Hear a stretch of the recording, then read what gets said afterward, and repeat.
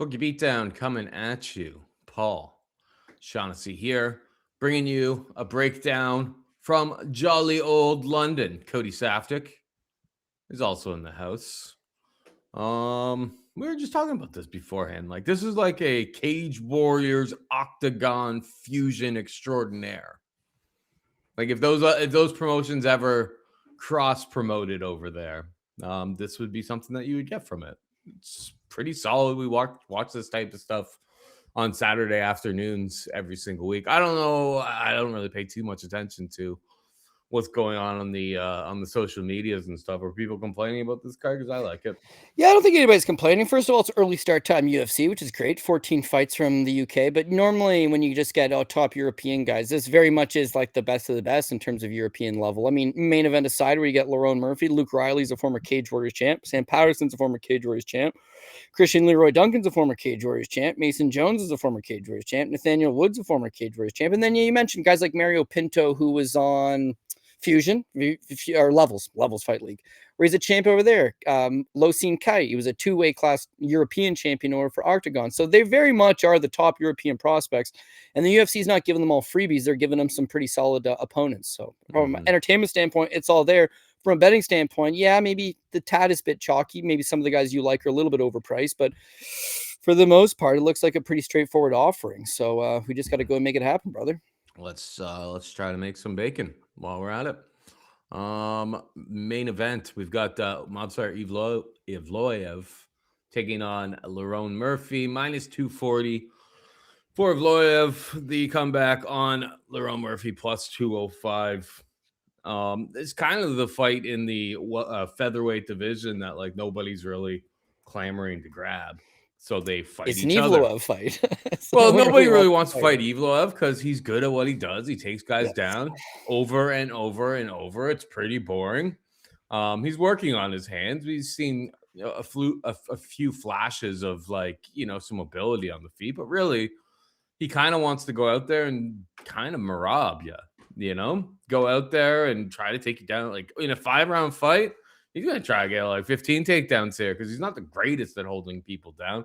But over and over, it's the same strategy from him. The volume super low. How does that equate to a UK fan crowd?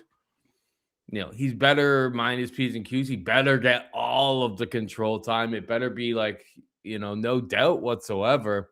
I have no doubt in my mind that he's going to be able to get takedowns over Lerone Murphy over and over and over the course of Lerone Murphy's career. It's just like Josh Emmett took him down 4 times. That fight went over to decision. Josh Emmett's like completely cooked at this point after. It never wrestles, to be real. He never uses his wrestling. Really never does. Dan Ige got a takedown on Lerone Murphy. Not a great look. Gabriel Santos is only back in 2023. He's been very, very busy. But Makwan Amirkhani had tons of success in round 1. And then as Makwan does, he gassed out and got finished early in the second round. Ran into a knee. Evloev shouldn't run out of steam there, but I do think at like minus 240, you do run into like the risk here of, are the judges, are the fans, is everybody cage side going to give him respect for the takedowns, control time, everything that he should be getting? I think Evloev wins. Does this seem like a turkey Twizzler, home cooking type of fight over there? I think it could have it has high potential because Evloev's fights just low volume and a boring style that's not going to really translate well. Anytime Lerone lands something, people are going to be cheering. When he gets the takedown, it's going to be as quiet as a mouse in there. So Evloev is the pick for me. I'm sure I'll have him in a few parlays and stuff, but nothing too risky. Not too much like heavy artillery being thrown at this line this week. What's your take here? I'm actually interested in taking Lerone Murphy after the second round. I think this is a great live bet spot where he's probably going to lose the first round. He's probably going to lose the second round. Evloev will get those takedowns. But the intriguing thing here is that it is a 5-round fight. So everything you mentioned, that all resonates with me as well. It's in the UK.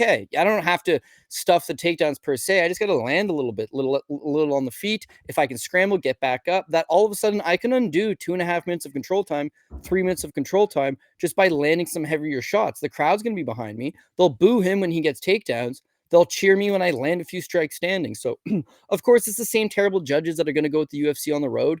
Expect the same level of terrible judging. I'm not saying home cooking's there, but the judges have been looking at damage more than control time. And, of course, the fans are going to play a little bit of bias in this. So that's definitely on the table. The other thing, though, is that you got a Movsar Evloev here that's 32 years old, which is not old, but he's coming off a 15-month layoff. So he's not fought in 15 months. 9-0 in the UFC. All 9 of those fights have gone to decision. So, like Paul's saying, he shouldn't run out of steam. But here's the interesting fact there. Of those 9 fights, he's never headlined a card. They're all 3-round fights. He's never been in a 5-rounder before. And then when you look at a lot of these fights, say Arnold Allen, he wins the first 2 rounds. He tires in the 3rd round. Arnold Allen starts beating him up, wins the 3rd round, 29-28 across the board. Him versus Hakeem Dawodu. He absolutely gasses out in the 3rd round, and Hakeem Dawodu slaps him silly and wins the 3rd round. In fact, a lot of these guys, he did not 30-27 across the board Sungwoo Choi. Enrique Barzola took a round off him. Mike Grundy took 1 round on 1 scorecard. Nick Lentz held him to a split decision. Hakeem Dawodu took the 3rd round. Diego Lopez took the 1st round. Arnold Allen took the 3rd round. Aljamain Sterling took the 1st round. He doesn't really 30-27 anybody across the board because it's like you're saying, Paul. He'll get takedowns, but not a whole lot of ground and pound. Not a whole lot of submission threat. It's mostly these decision-type fights where he's holding you down. And so unless you're Diego Lopez, you're going to make it fun and exciting for him. The fights aren't really all that good. And yeah, his control time's not, world class. The guy will take you down, and a lot of the time his opponents are scrambling and getting back up. Arnold Allen had been taken down 5 times, and in 5 takedowns, he gave up 3 minutes and 30 seconds of control time. On 17 attempts, he only was able to control Arnold Allen for 3.5 minutes. And here's another European-level guy who has English wrestling, but is a good striker and is a good scrambler. And I often think to myself, what if Arnold had a 4th and 5th round to operate with? What if Hakeem Dawodu had a 4th and 5th round to operate with? Even some of these fights, you want to talk world-class wrestling, Mike Grundy had taken Evloev down 6 times. It was 6-0 in favor of Grundy, who is a Pan-American champion, don't get me wrong. Commonwealth champion, sorry, not Pan-American. Commonwealth champion. All I'm saying is that I don't think this guy's Khabib level wrestling. He's not Islam Makhachev level wrestling. He's not Hamzat Chimaev wrestling, but he is Russian. He's got an EV last name. He can take you down. The control time's not really there. The ground and pound's not there. The submission attempts aren't really there. The UFC sparingly booked him in 3-round fights, but yet there's a couple good examples here. But by the 3rd round, he's tired of having to complete 8 or 9 takedowns. He's tired from having shot 17 takedowns. That no doubt about it, Lerone Murphy, who's a little bit older, is a smooth customer. He's got excellent footwork, excellent hand speed, good kicks. He's able to manage himself. You mentioned that fight between him and Josh Emmett. It's a 5-rounder. He fought 5 rounds there. Him versus Edson Barbosa. It was a 5-rounder. He fought 5 rounds there. So that Murphy, who's twice headlined cards and gone the 25-minute distance, he can go and he can manage his energy over the course of that 5 rounds. Whereas Evloev has never fought into the 5th round. He's been off for 15 months. He's been dealing with injuries, and his path of victory here is to chain wrestle over and over and over again. Now, it's a good guy to do that against because, as Paul outlined, Lerone Murphy doesn't have great takedown defense. 51% in his total UFC career. But again, Aaron Pico twice his last time out. Josh Emmett 4 times. Dan Ige once. A lot of those guys have been able to take him down. But not a whole lot of them have been able to hold him down. Whereas he's getting back up. People want to talk about he's not really undefeated. We thought that Santos had beat him. Gabriel Santos should have won the fight. Yeah. Well, even in that example, right? The 1st round or 2, Santos looks good. The 3rd round, it's all Murphy, baby. Once you get tired of trying to take him down, he's going to start being able to pull ahead. And this is a great example. London, England. And they gifted him that split style, same type of situation. Holding somebody down, not really getting damage. Well, look everyone at who was watching strikes. that fight on TV thought that most people agreed. Well, yeah, people in the crowd, anytime Lerone Murphy landed one of his 93 significant strikes, I'm sure he got some pop. And that's the biggest thing there is you look at that fight as a good example. It's like, well, the significant strikes is 93-69, right? And the total strikes is like 115-87. So sitting at home, a lot of people say, oh, but the takedown. Oh, he almost took his back. Oh, he had some control time. And yet the judges are looking at the damage, right? Now we're back in the UK, and it's Similar circumstances. One guy's going to get takedowns. I don't think anybody's expecting Movsar Evloev not to get takedowns. It's what does he do with it? The guy's 9-0 in the UFC with 9 decisions. He doesn't really do much with the takedown. He's not really suffocating you on the ground. There's opportunities for you to get back up, and then he's got to go shooting all the same. You watch Lerone Murphy versus Amir Makwani. As the same thing, man. Makwani shoots headfirst into a knee. Boom. It's like, yeah, you did take me down a few times in that first round, but I have to make the adjustments. And what am I going to try to do? I'm going to try to time a knee and then get you out of there. Lerone Murphy's not the biggest finisher, but he does have 3 knockout wins so far in the UFC. And again, he's fought in Zubair Hugov. He's fought in guys that were, Makwan Amirkhani, another good example. He's fought in guys that did have the wrestling advantage over him, and they tried to utilize it. But at some point, he does get back to his feet. And when that happens, he's a superior striker, right? Not the biggest is a good volume guy, but mostly just hits and then gets out of dodge. So he's got a big cage to operate with. He's going to be the hometown favorite. He's got the recent experience, not been sitting on the sidelines for 15 months. And yeah, for Evloev, no one really wants to fight him. So he's just sitting there biding his time till the UFC finally says, okay, here, go fight to Lerone Murphy. I think the odds are off on this one, although I'm expecting a competitive fight that likely is going the 25-minute decision. I just feel like the first round is Evloev all day. The second round's a little bit closer. The third round, this guy starts to tire. If we can have this thing 29-28 after 3, there's a high likelihood that Lerone Murphy can squeeze out 4 and 5. But why take the money line right now, which is not bad, don't get me wrong, it's a good number. But I get a way better number after the first round or 2. So I'm looking at it. Unless Lerone Murphy wins the first 2, unless Lerone Murphy is then it's getting up and landing strikes, then maybe it's a pick 'em. Yeah, and like I look at the Aaron Pico fight. Like Aaron Pico could have made the Olympics. I watched the wrestle off basically to see who it was, the Olympic trials, who was going to make the team. And I thought he won. It was 0-0. They kind of gave like a weird decision to the other guy, but Aaron Pico is a very high-level wrestler. Josh Emmett wrestled in college. Danny Gay wrestled in high school. Gabriel Santos is Brazilian. Amir Khani, he wrestled internationally. Those guys are all good wrestlers. Zubair Hugov, his debut, in which he loses the first round. He got 10-8'd in the first round. And then all of a sudden, when this Russian guy starts to tire and can't take it out, Khabib's buddy, longtime training member, when this guy starts to slow down and doesn't connect on those takedowns, you see Lerone Murphy work his way back into it. That was his UFC debut. It was ages ago, but that mold is still there currently. A guy that can be taken down, no doubt about it, but scrambles, gets back up to his feet, and makes the best of his opportunity while standing. So if Evloev's going to beat him simply with the wrestling, he's going to have to be landing, and you mentioned this yourself, 15 takedowns over the course of 25 minutes. I think that's going to burn him out. Especially when you've not competed in 15 months, you've not felt that real live action type of striking. You're going to have to connect your hands and pick him up and dump him and hit a trip, and he's scrambling and he's back up again. And no doubt about it, wrestling is the path of victory, but I think it's a lot easier said than done, especially for a guy with the layoff who's jumping right back into the mix into a 25-minute fight. Wasn't like they said, listen, Movsar, why don't you take a regular 3-round fight, shake off some of the ring rust, and then you can headline a card. You're out of the frying pan straight into the fire, and Lerone Murphy does present that. All of that aside, if he can just scramble, get back up, tire him out, drag it out 25, but just keep it close. Right back into Paul's theory here, where you're in the UK. The fans are behind you. They're booing the other guy. Judges might be squeaking out a tight, greasy decision, but maybe it goes Lerone Murphy's way. And if that's the case, I mean, there's just too much plus money for me to look away. So I actually think he just wins this fight. But it does come down to a numbers game sometimes. And by the value side, he is definitely the value side. So it's going to be Lerone Murphy for me. Fight ends and split is plus 400.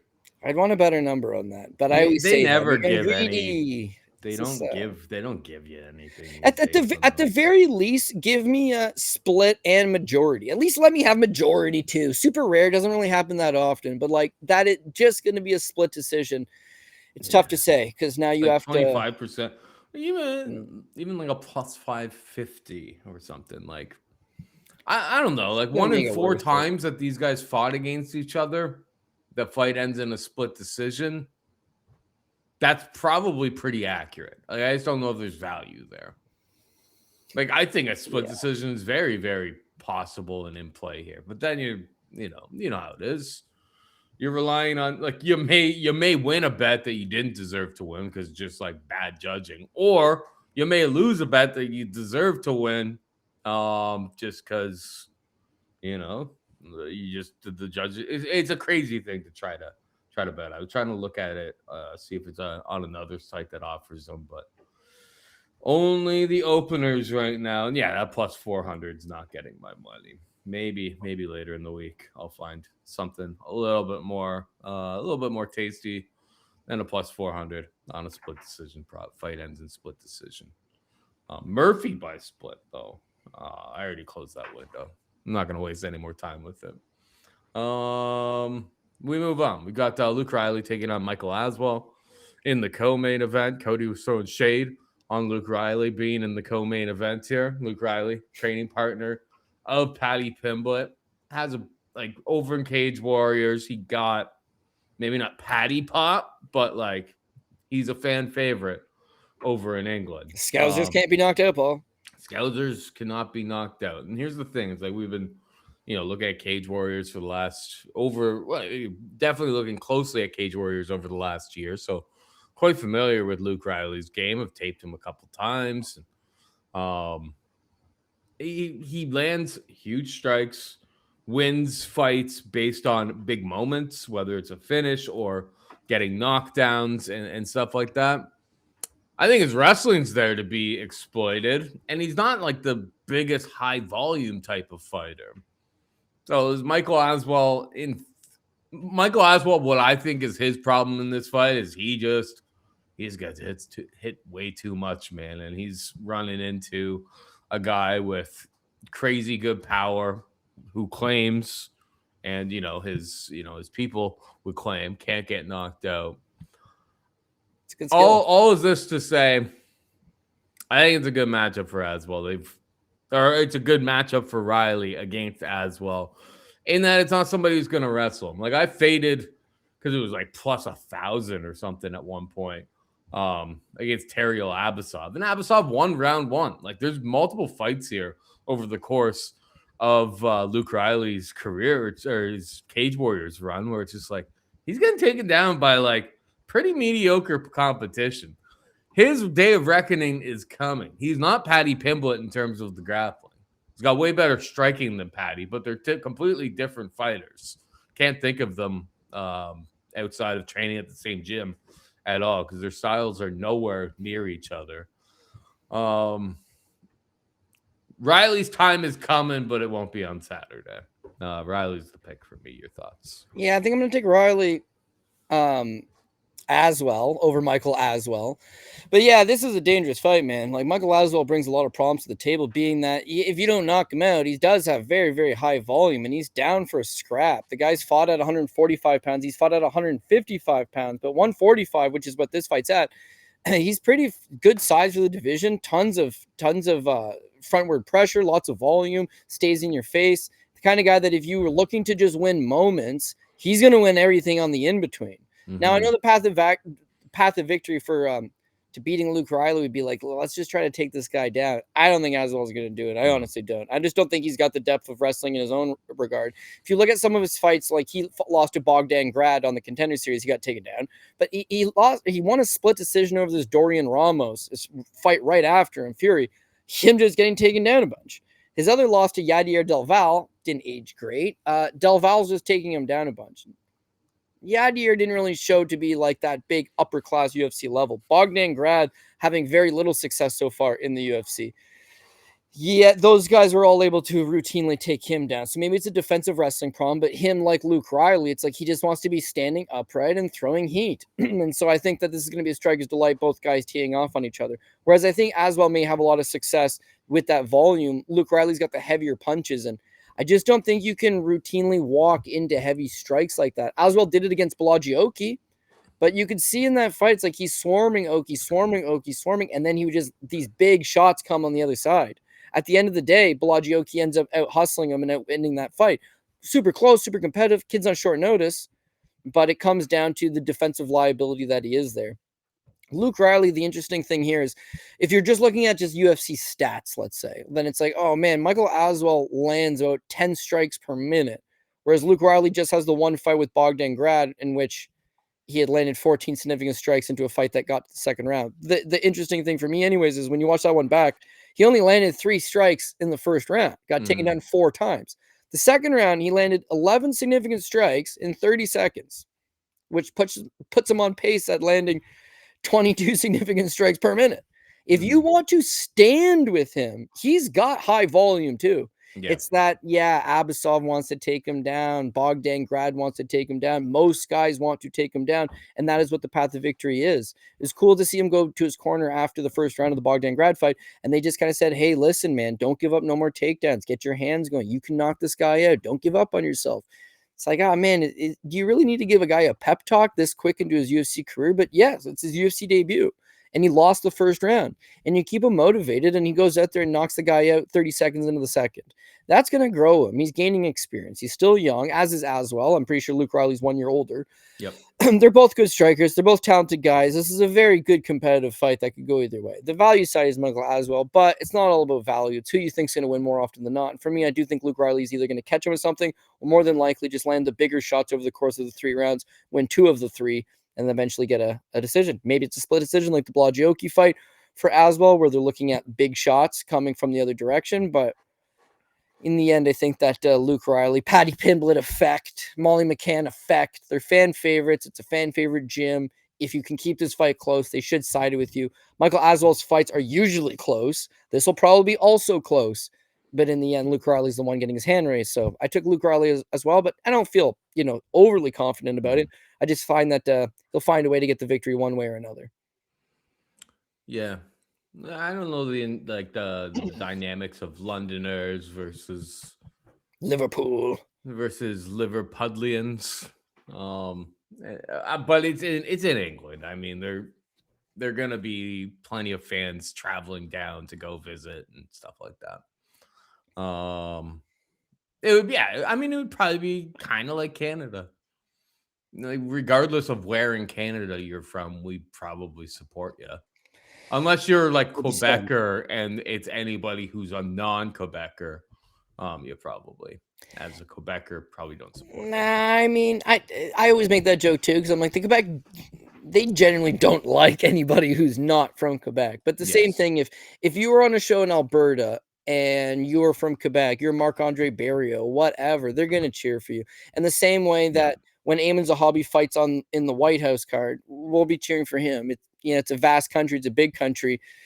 I can drive to Nashville, Tennessee, and back home in the time that it would take me to get to like Bonnyville, Alberta. Like it's a big country. People don't realize how far it really is distance-wise. And this is a show for the UK. How often does the UFC come to England? Maybe once a year, maybe once every year. Yeah. So you're gonna travel. You're gonna go down. There's gonna be people from Ireland. There's gonna be people from Wales. There'll be people from Scotland, and they will still cheer for their European guy. I don't think Michael Aswell from Texas is going to get a whole lot of fan support, but his style is awesome. It's going to be a super exciting fight. People will respect the guy, but maybe some of those bigger shots from Riley that are doing a little more damage. And then also when Riley's a pure power puncher, like the guy's got nasty technique. I think he's got 11 pro wins, 7 of them are a knockout. When you're that hittable, you're going to give this guy plenty of opportunity to open up a cut, create some damage, create that one big moment that sometimes outlanding a guy pales in comparison to getting hurt or getting stunned. Rob Font effect. Remember Rob Font would fight like Jose Aldo and he's killing him. He's like 3-1, 4-1 in the significant strikes. And then Aldo would land that one big shot, completely undoes the jabs and the crosses and the little pitter-patter nature of some of these volume type guys. So again, whether it's knockout or by decision, it's like Luke Riley seems to be a winner. He finds a way to win. This will be another fight where he's going to have to show some resolve, but he should have enough resolve to eventually secure that victory one way or another. So I think we're on the same page, at least for the co-main. And I wasn't crapping on him for like, why is he in the co-main? I kind of was. So Michael Page is on this card against Sam Patterson. This card features Roman Dolidze, Christian Leroy Duncan, Mason Jones, Axel Sola, Nathaniel Wood, Losene Kite, Mario Pinto to a lesser extent. Like it's loaded. It's loaded. And yet they went with Luke Riley versus Michael Aswell. Why is that? Well, Luke Riley's undefeated. He's 26 years old. He could be a future Paddy Pimblett of sorts for them in the star making. And that's what the UFC is trying to do, shine a light on this kid. So now it's up to him to seize the moment and go out there and make best of it. So hopefully he can do that. They need stars. They need stars. And we say that all the time, but there's, we've been doing this show well over a decade at this point, and it's really only been a handful. You only get the Conor McGregors, the Ronda Rousey, like the actual supernova stars that sell all the pay-per-views and yada yada yada. Those don't come around very often. Patty's got those, and they're proud. They're hoping that this Riley kid could be a big star for them over in Europe too. Oh my goodness! I just knocked over my microphone. I'm so sorry to all the audio listeners who just got a boom just in got the a ear. scare. Just got a scare there. Yeah, there's been a lot of Cage Warriors champions who were supposed to be okay and then just did not work out. Doesn't work out. But this kid's young, so he's got some time to work with, and they got to build him up the right way. Giving him Michael Aswell, very fan-friendly type fight, good stylistical clash, in a big spot on a fight night over in the UK. But yeah, no, I think this is the right move. But again, the right move for your career really comes down to, can you capitalize on these right moves? And we'll see come Saturday afternoon. Yes, sir. Yes, sir. Michael Venom Page takes on Sam Patterson, -180 for MVP. The comeback on Patterson, plus 155. Who you got? Yeah, so I mean, if you're just thinking about it quickly, it's like I don't see how Michael Venom Page loses this fight. He's Sam Patterson's 6'3". That's kind of like his big edge. But Michael Venom Page is also 6'3". In fact, Michael Venom Page has a 1-inch reach advantage. He's very smooth operator. He's very quick. You know, he's got that Raymond Daniel effect, that Stephen Wonderboy Thompson effect, where he's in and out. He moves laterally, moves front. You kind of do it everywhere. You kind of have to chase him. Whereas the flip side to that is that you've got Sam Patterson, who's got a tall man defense. He stands right upright. That's been to his detriment a little bit. When you look at a lot of Sam Patterson's losses, he's getting knocked out by the shorter man, steps in, lands over the top. Part of that was he was cutting down to 155, being 6'3", just probably a bad idea. Part of that is he stands very upright. I wouldn't say he's the fastest guy going. I wouldn't say he cuts the cage off all that well. So if he's routinely trying to cut off the angles and get a hold of Michael Venom Page to take him down, which I assume is what he's going to try to do here, Michael Venom Page should be able to dance circles around this guy, counter him over and over. And whereas Sam Patterson's been knocked out a whole bunch, Michael Venom Page has got that kind of accuracy that if he lands clean on the button, he's going to knock out most people. And that includes Sam Patterson. The flip side to that is that Michael Venom Page is almost 40 years old. He's a man. He's 40. He's the man. He's 40. And I think at some point you're going to slow down a little bit. But at some point, it's also Michael Venom Page is not great on the ground. Of course, in his Bellator days, a guy like Paul Daly was able to take him down a number of times. Diego Lima gets him to a knee and then he kicks the leg out and then knocks him out while he's kind of sitting up on one knee. People will remember the the fight versus Ian Gary. Very close and competitive, but what loses it for him is Ian Gary, especially in that third round, is able to get the takedown and is able to take the back. And so his grappling is not great, and I don't think it's ever really going to catch up. Sam Patterson happens to be a BJJ black belt. And this is like such a phony stat, but Sam Patterson has a 100% takedown accuracy in the UFC by way of he's only shot 2 takedowns, one on Johan Linus, one on Kiefer Crosby. But he did get both of them, and once he got those guys to the ground, this easy submission follows soon thereafter.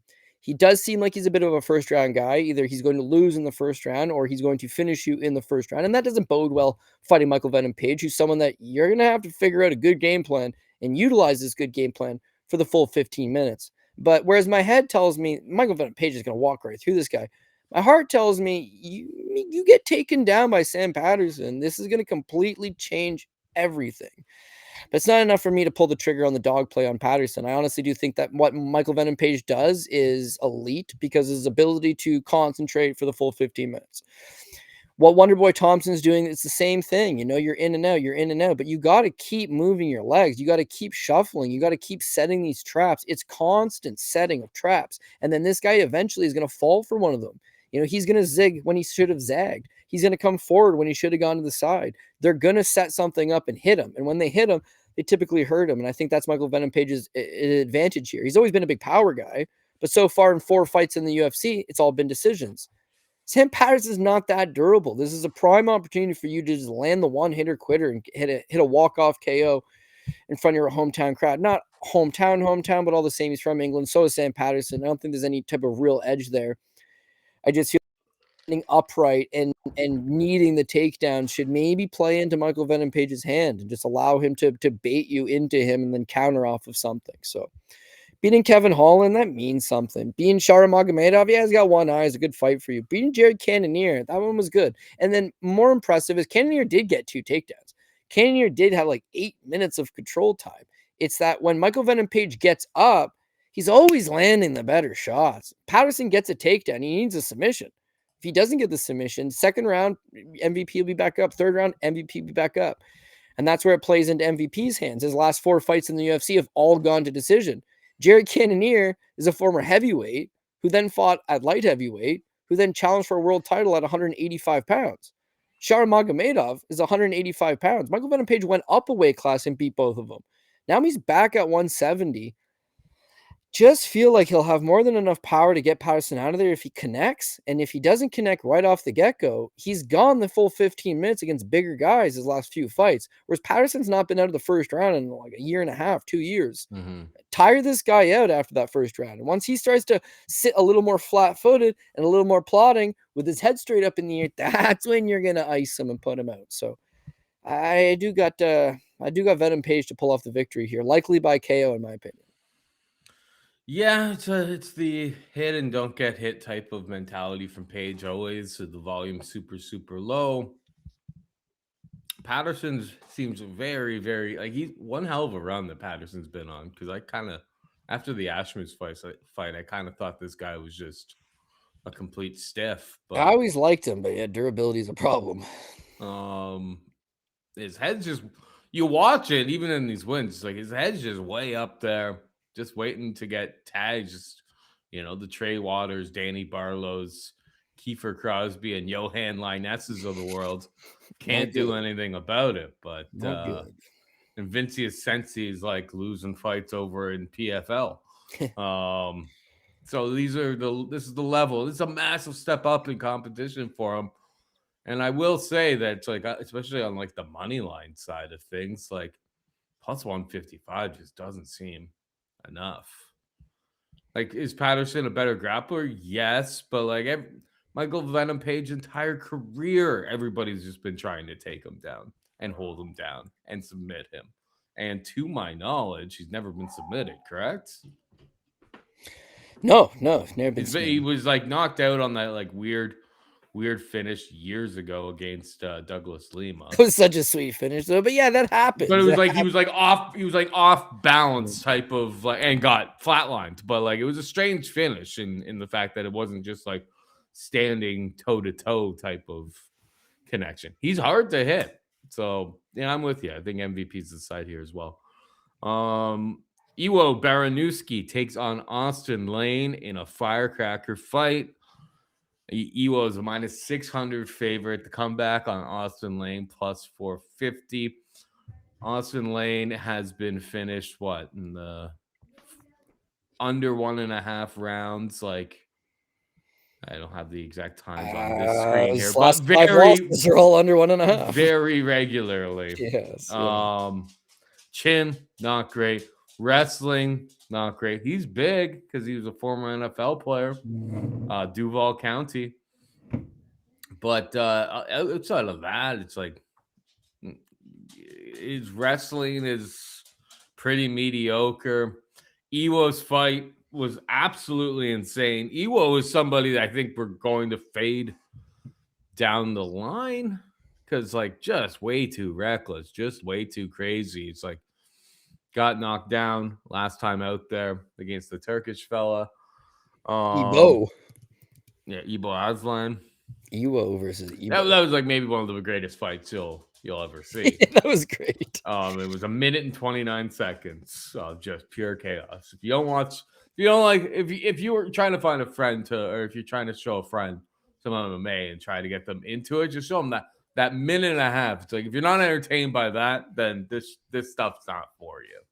I think Iwo knocks him out in the first round. I have been taking, because like one of my books had like Francis Ngannou. I can even pull it up here. It's been moving, but like I don't know what they're trying to do here. But Francis Ngannou at like minus 300, I've been adding to parlays as much as I possibly can. Because then on fight week I can just get the best Felipe Lins number and you'll get a much better Felipe Lins number on fight week than you Francis will right Ngannou's minus 1,200 everywhere else, right? Yeah. Like you're gonna get Felipe Lins there's gonna be a plus 1,000 on fight week for Felipe Lins if the fight happens, which is a big question. So yeah, like I had added Ngannou to some like baseball stuff I was parlaying. Trying to click back over to the UFC here, but it's not agreeing with me.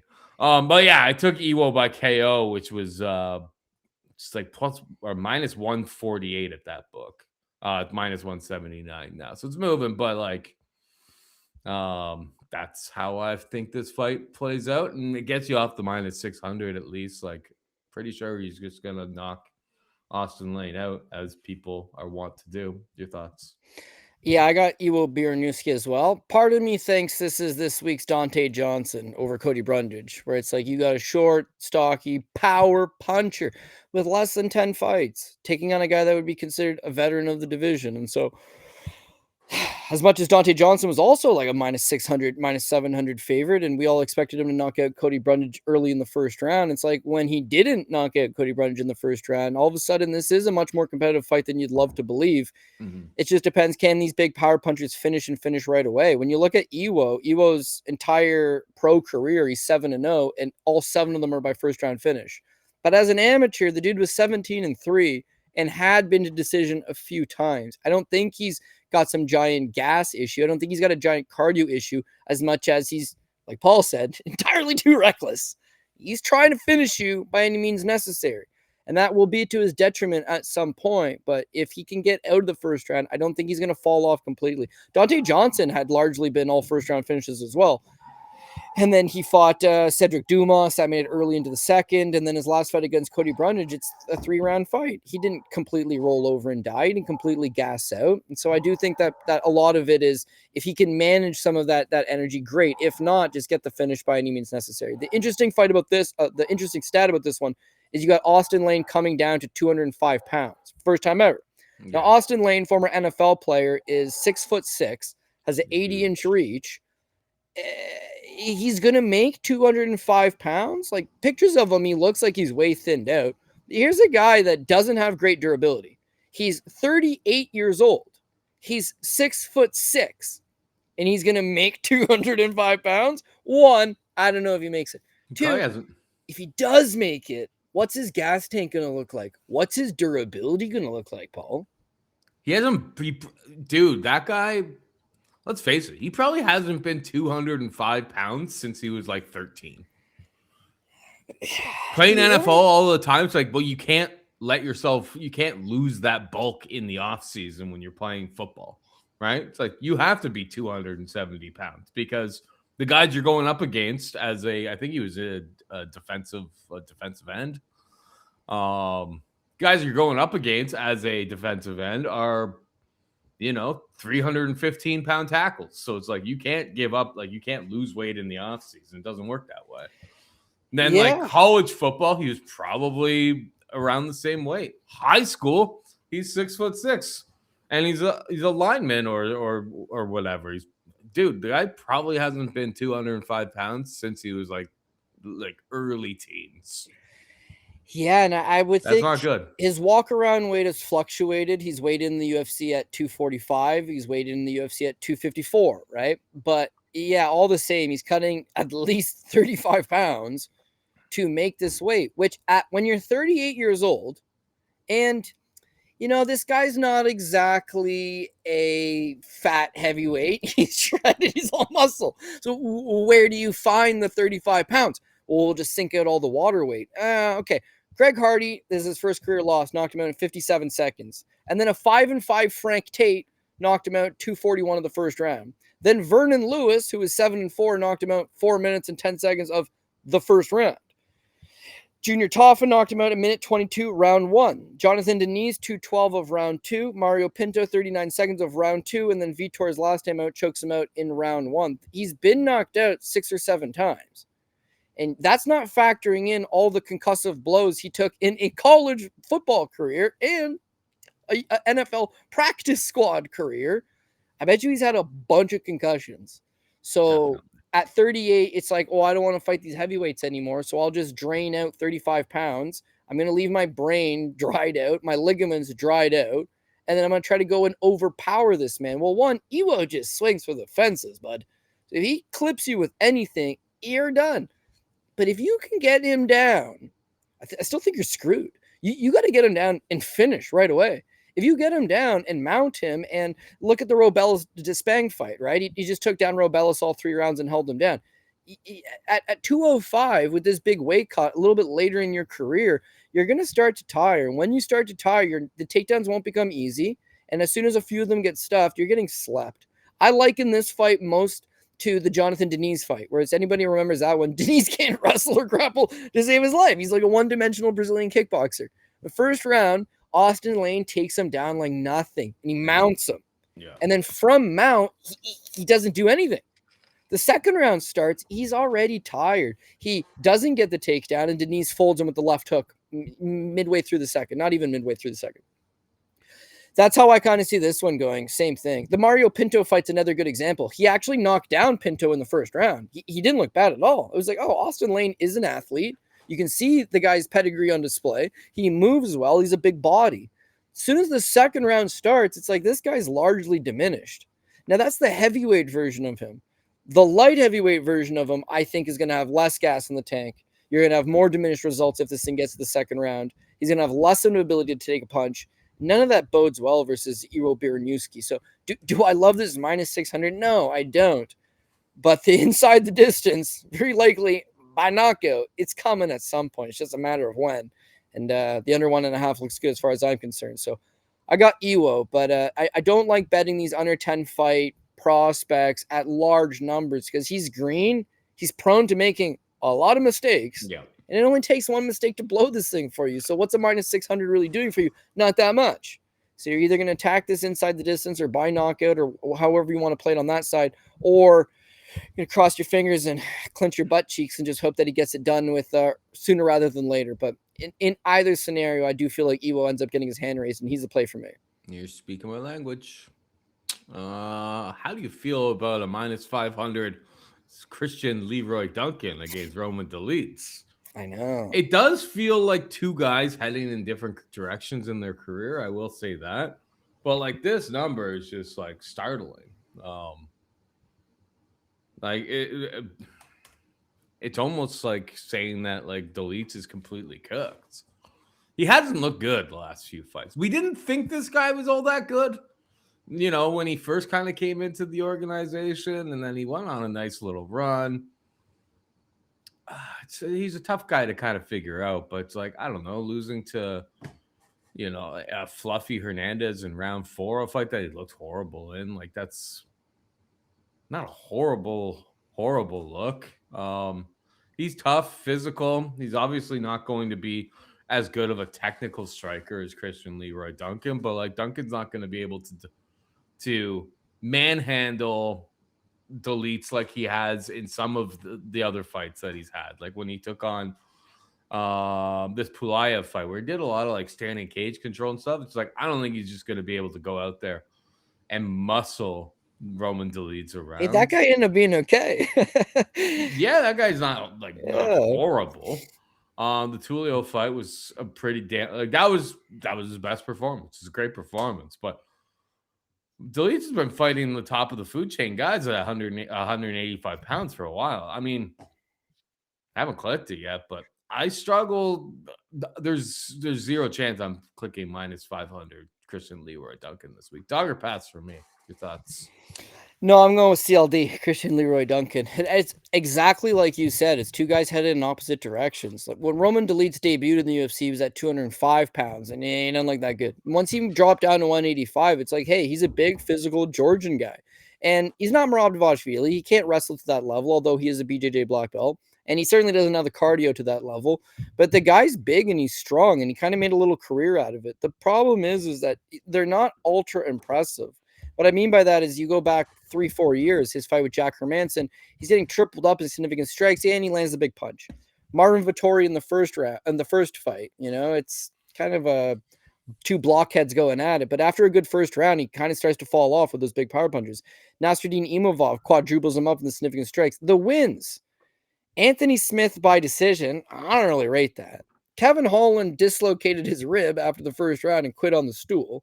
Marvin Vettori in a rematch. Marvin hadn't fought in a year and a half, right into a 5-round main event. And yeah, man, he's very clunky. He's not the best athlete. He's not the fastest. And where he does rely on some big power punching, he's not really a big power puncher per se. He's got one knockout win in his last 6 or 7 fights. So I wouldn't say he's a light puncher. What I'm saying is that he sits down and his punches entirely too much. He's a little bit flat-footed, and he relies on you kind of engaging him in the pocket. If you're someone that's fast, if you're someone that has good footwork and good hand speed, you can kind of pick this guy off at range. Marvin's willing to stand right in front of you and play it rock and sock and robot. That's fair. Other guys, not so much. And, fighting a welterweight Kevin Holland or a end of the rope Anthony Smith, that doesn't really overly impress me enough to say, well, the guy's 3-1 in his last 4 fights. It's like the wins are against bottom level guys who are no longer with the promotion. Sorry, Kevin Holland is with the promotion, but certainly not a middleweight challenger in any regard. Is that, yeah, I see a Roman Dolidze now 37 years old. I see him getting slower. I see the damage starting to rack up on him, and it's just a matter of some young prospect kind of picking him off. His last time out against Anthony Hernandez, that's a way different style than he's going to face here, but you could see the more that Anthony would get the takedowns, the more that Roman just gets deflated. He is definitely tiring, and then by the 4th round, it's like he kind of wants out of there. He also got hurt with a couple shots standing, but that's neither here nor there. The thing for me is that there's regression happening actively from a Roman Dolidze, whereas Christian Leroy Duncan is the polar opposite. When he debuted in the UFC, he came from like a sport karate kickboxing background, moves well, doesn't fight like a wonder boy, doesn't fight like an MVP, but very fast guy in his own right. It's that he struggled to kind of put it all together. And you're seeing in those last 3 fights is that he's very dynamic. He's throwing spinning back elbows. He's throwing just a lot of elbow techniques, whether it's just a straight elbow over the top, spinning back elbow, spinning back kicks, moves laterally. He can come forward. He can push you up against the cage. He can also matador you and cause you to come to him. What you're seeing, though, is just high athleticism, very good speed on display, and a variety of technique. Roman Dolidze is a little bit plodding, and so he's going to be standing there, and he's going to be susceptible to running face first into a spinning back elbow, or taking a step back and needing a spinning back kick to the body, or at the very least just getting outworked. Roman's most effective in a tough man competition, where you're willing to try to be tougher than him. He'll bite down on his mouthpiece. This is not that. This is going to be a show. This is going to be one guy standing on the outside, moving and keeping that output high up. Roman eventually is going to start getting tired. He's going to start getting desperate, and then he's going to make a mistake. When he makes that mistake is when Christian Leroy Duncan capitalizes. So Christian Leroy Duncan's 7 years younger than him, right? He's finally starting to come into his own. He's finally starting to hit his prime, and yeah, he's got a bunch of experience now. Dude's only got 15 fights to his name, and yet he's had 8 of them in the UFC. 15 fight pro, 8 of them in the UFC. That's where a good prospect finally starts to accrue that experience. Roman, it's kind of the polar opposite end, which Paul made a great point of. They're headed in different directions, and now he's 7 years older. He's a little bit slower. He's probably just going to make a mistake and pay dearly for it. So I got Christian Leroy Duncan. Minus 500. Here's the tough part. It's very difficult to say, is Christian Leroy Duncan going to knock him out or win by decision? Who the hell knows? Like, Dolidze is very tough. It's only a 3-round fight. He can survive. So then take Christian Leroy Duncan by decision. Well, the problem with that is that Christian Leroy Duncan throws dynamic techniques that can land at any point. Marco Tulio is a volume guy. Marco Tulio was having some success, and then eventually you just eat the big shot. Eric Anders, same thing. Claudio Ribeiro, Dennis Tulin. None of these guys are great, but they're mostly all second-round knockouts. Tulio, second round. Ribeiro, second round. Dennis Tulin, second round. He doesn't have to just knock you out in the beginning. He can knock you out in the first, second, or third. It's waiting for you to make that mistake, which he'll capitalize on. And Roman just makes too many of them for my liking. So I got CLD. You owe me one shoey still, right? We do. You want to take a shoey bet on it? You give me 4-1, so then you would go up to 5, and then if CLD wins, which he should, we'll be just even Stevens again. You got yourself a goddamn deal, Paul. So that would ride you up to 5 if Roman Dolidze. We either get to zeros again, or I'm taking 5. Yeah. Is that a great bet? No. But it's a bet I'm willing to take, Paul. So it may continue to move that way. Like, all of the action has been moving in that direction. It was better a few days ago if you were a CLD guy. Now it's starting to get where, and it's only going to continue. It went from the same thing. In the last week. It's went from minus 315 to minus 500 at the time of this recording. That's how she probably goes. didn't mind CLD as much at minus 300-ish, but Everyone has a price. Curtis Campbell takes on Danny Silva. Curtis Campbell, a minus 235 favorite to come back on Silva plus 200. Your thoughts here? Yeah, I got the Pink Panther Curtis Campbell. I think for a 23-year-old, this guy's a legitimate prospect. It seems like he can kind of do everything. Striking is obviously real good. He's got volume, he's got power, he's got nice technique, but also he's pretty scrambly on the ground. Good submissions, seems to be very composed for a 23-year-old. Not the most experienced, but he's fought some pretty okay guys on the regional scene, and you just see the guy continuously grows. I do think that he's going to be a problem for a lot of guys the older he gets. Danny Silva represents a good veteran type guy. He's only 29, but he's got more fights altogether. He's got more experience in the UFC. He is 6 years older than him, and so he's going to try to show him a vet lesson of sorts. I really struggle to see what exactly Danny Silva does that's good. And certainly, where is Danny Silva comfortable? Because everybody always mentions Danny Silva landed 204 significant strikes on Angel Pacheco on the Contender Series. Everybody. My man Paul Shaughnessy always makes a valid point that Angel Pacheco landed 197 back on him. This guy's got no real striking defense, Danny Silva. He's there to get hit. So then his debut against Josh Kulabau, it's like, the guy just landed 200 significant strikes. He's all volume. Against Kulabau, he's got no volume. None. He squeaked out the split decision over Josh Kulabau, who's a top 40 ranked guy, on the basis of he squeezed up the 4 takedowns. But otherwise, he got outstruck 87-45. Bad performance. So it's like, okay, well, Contender Series, it looked like he just wanted to strike and he was high volume. Against Kulabau, he did not want to strike and instead used the 4 takedowns. Against Lucas Almeida, it's another split decision. Now, I thought he won the fight. But all the same, you won a split decision over Lucas Almeida and a split decision over Josh Kulabau and a relatively competitive fight with Angel Pacheco on the Contender Series in the first place. He's not overwhelmingly good. He can keep it close. He can squeak out a split decision, but sometimes he's looking to strike, sometimes he's looking to wrestle, but he doesn't not do a great job of blending his skills together to be a real complete mixed martial artist. Trained a long time with Cub Swanson. He's getting quality work in. He's got a good coaching staff, and it's still at 29 years old. You expect him to get better, but he just kind of falls behind the 8 ball a lot. His last fight, Kevin Vallejos, we'll all give him a pass there. But, it's much of the same. Kevin Vallejos is not a wrestler, and yet Vallejos took him down twice. He was only able to get 1 in return. Is the guy a good wrestler? No. Is he a good grappler? No. Is he a good striker? Well, he has the volume, but he has a defensive liability, and he doesn't really bring that big volume out all the time. He's a weasel. He can keep these fights close.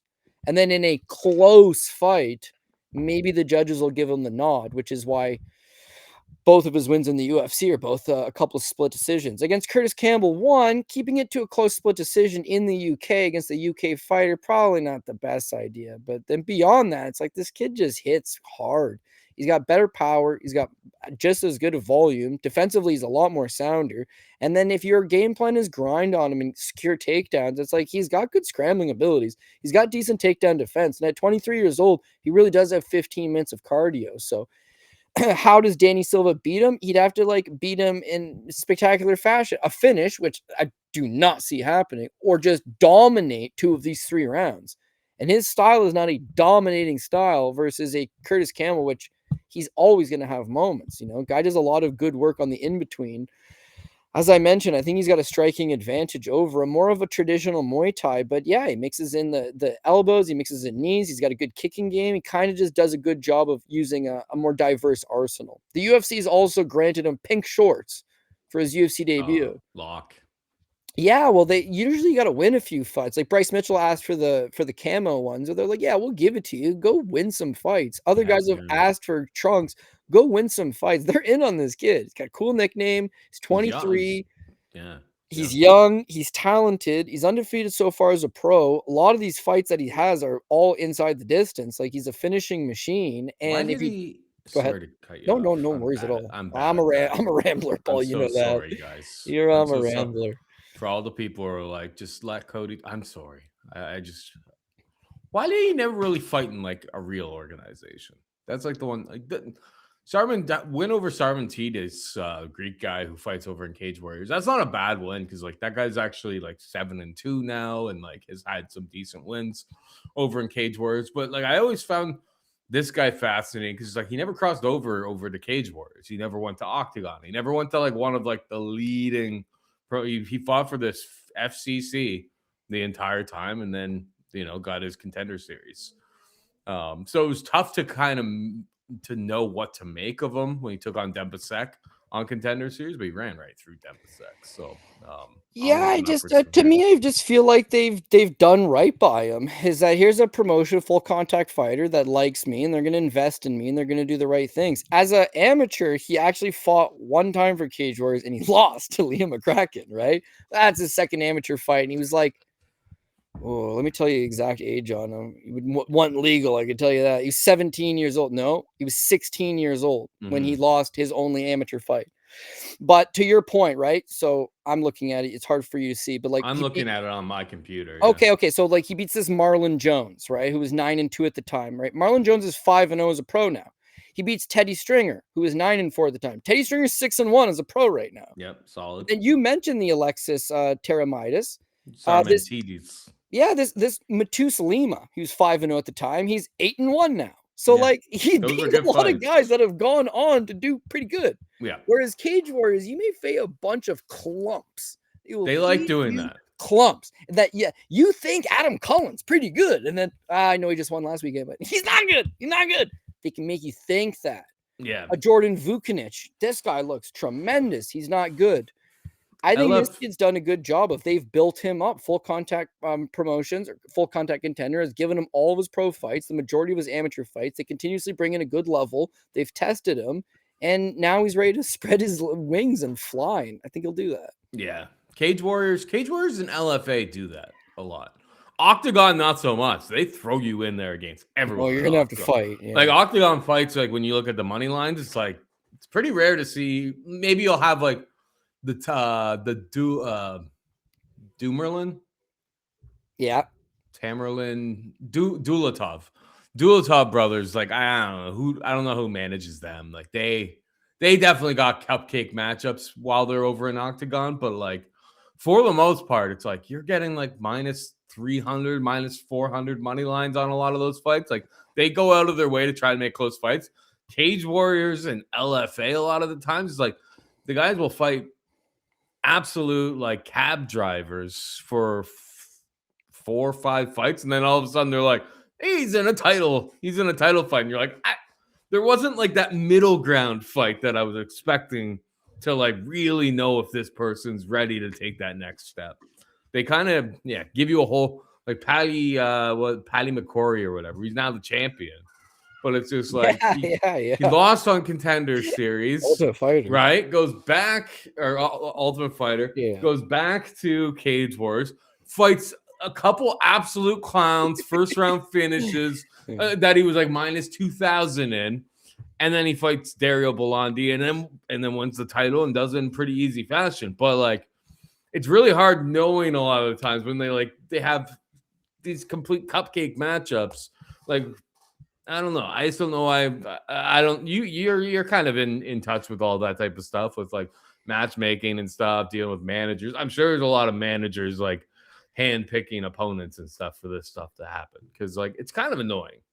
Because like I feel like the game is this is like the old game used to be like, oh, you just run up like a 6-0 record and then you get your opportunity in the UFC and then you either sink or swim. But it's like, I don't know, these days it's like everyone's paying, like people are paying a lot more attention to the regional scene now. It's like we can look at these, the people that you fought without even having to tape it. You can look at it and be like, all right, this guy's already fought like at this level before. And I'm sure the UFC is looking at that type of stuff as well. Yeah, I don't know where I'm going with this. I know exactly where you're going with it. And I've actually had this discussion with a few managers. It's like, would you rather just go 6-0 and never get punched in the face and get on the Contender Series? Or would you rather go 14-3 on the regional scene, fight twice as much, lose 3 times, get a couple ass kickers on the regional scene, and then go to the UFC? And most managers are like, well, as a manager, you're getting paid what they're getting paid, 20%, right? In most cases. So you want the bigger fights. You want the bigger paydays. They want to try to fast track these guys. And then what happens with those guys is they're not ready for the UFC. So they'll go 0-2. They'll go 1-3. And then they'll get cut. And then how long is it going to take you back Hard on to the get regional back scene? to the UFC. 100%. Now, I always tout the number one Canadian prospect right now. Adam Posner's pretty good, but Hunter Lee's my guy. And then we lost a bag on Hunter Lee in that CFFC fight, but that was the best thing that could happen to him. He lost a razor close split decision to some 15-13 Ukrainian guy when he was 4-0.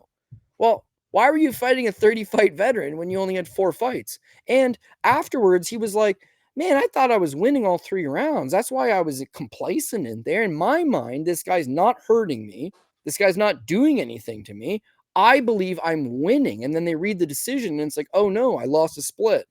He's gone 2-0 since then, 3-0 since then with all 3 finishes. Hunter Lee's a legitimate prospect. The guy looks good. But losing on the regional scene, CFFC is a good regional scene, by the way, losing that fight against a mid-level Ukrainian journeyman was good for him. When he eventually makes it to the Contender Series and eventually makes it to the UFC, the trials and tribulations, the learning experience, they've already been taught to you.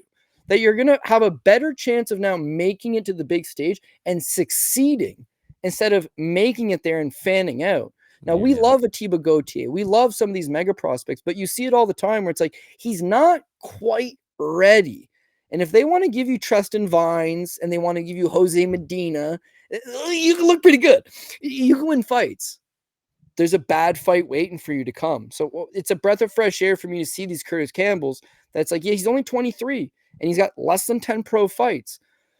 But he's taken the necessary steps, fighting the proper guys that by the time that you do make it, you should be in a good spot. And the UFC is not giving him any favors. They're giving him Danny Silva, who's a 4-fight UFC veteran at this point, has re-signed a secondary contract with the promotion, is 29 years old, 6 years older, trains at Cub Swanson.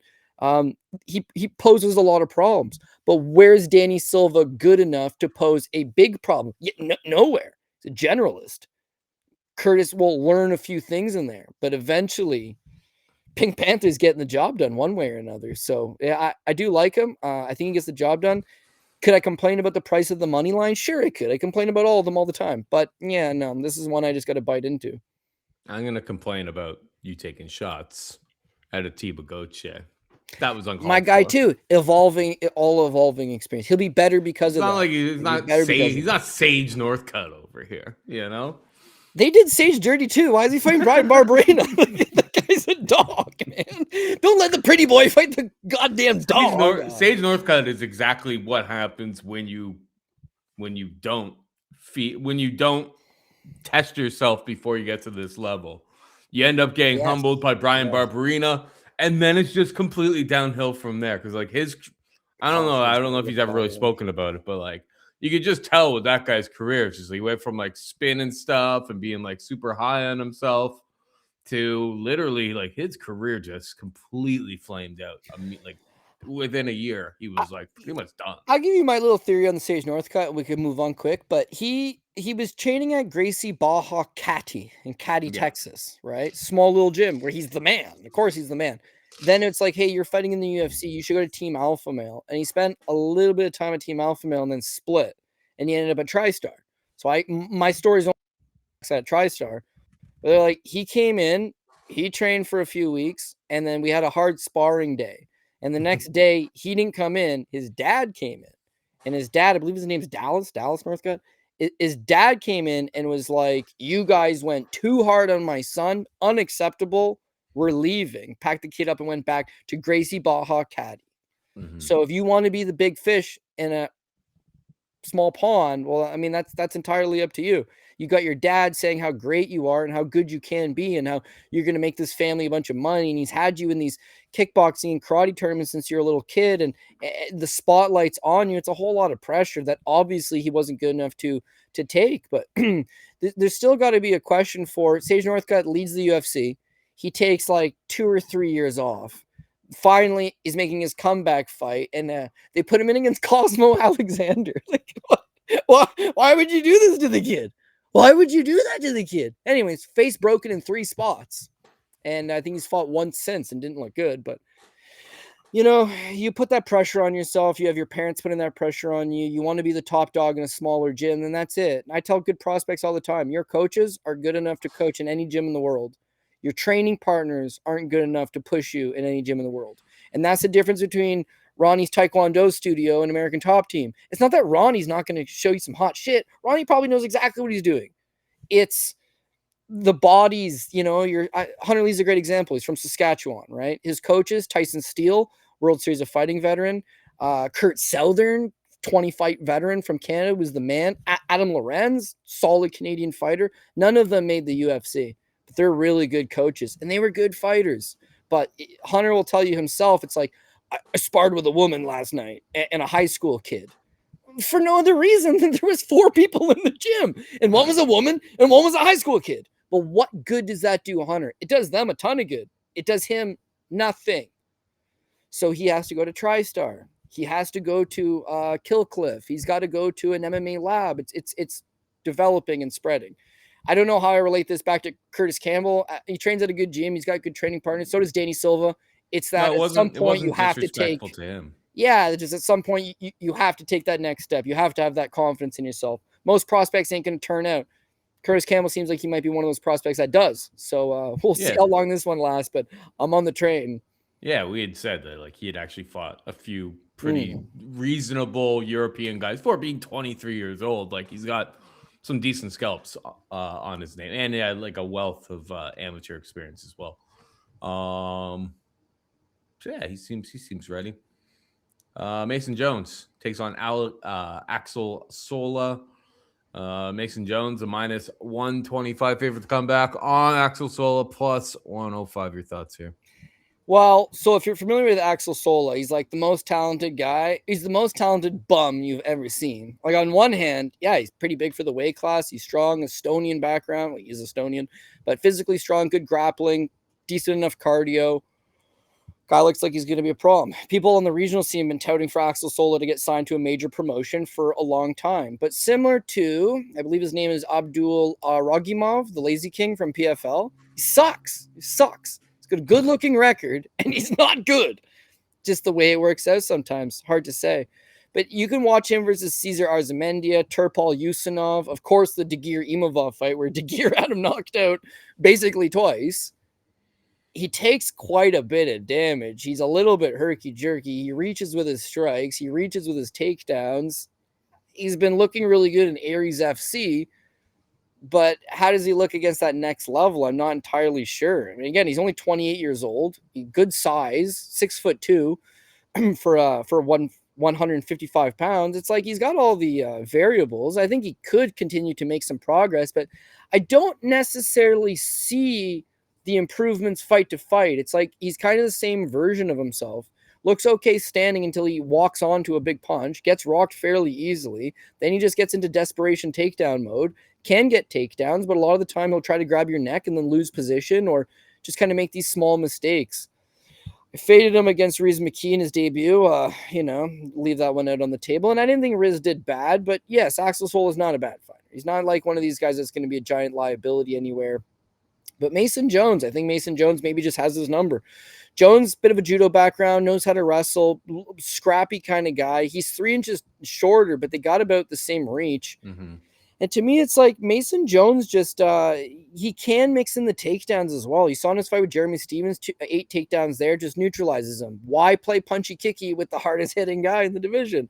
And then against Balaji Oki, he got rocked pretty good. But the longer the fight goes, you see he's got a lot of resolve, a lot of resilience, can get those takedowns, and he just constantly makes you work. Guy's got deep cardio, pretty good durability, can strike, can wrestle, can kind of do it all. That I kind of get the impression that maybe Axel Sola is going to have trouble taking this guy down and holding him down.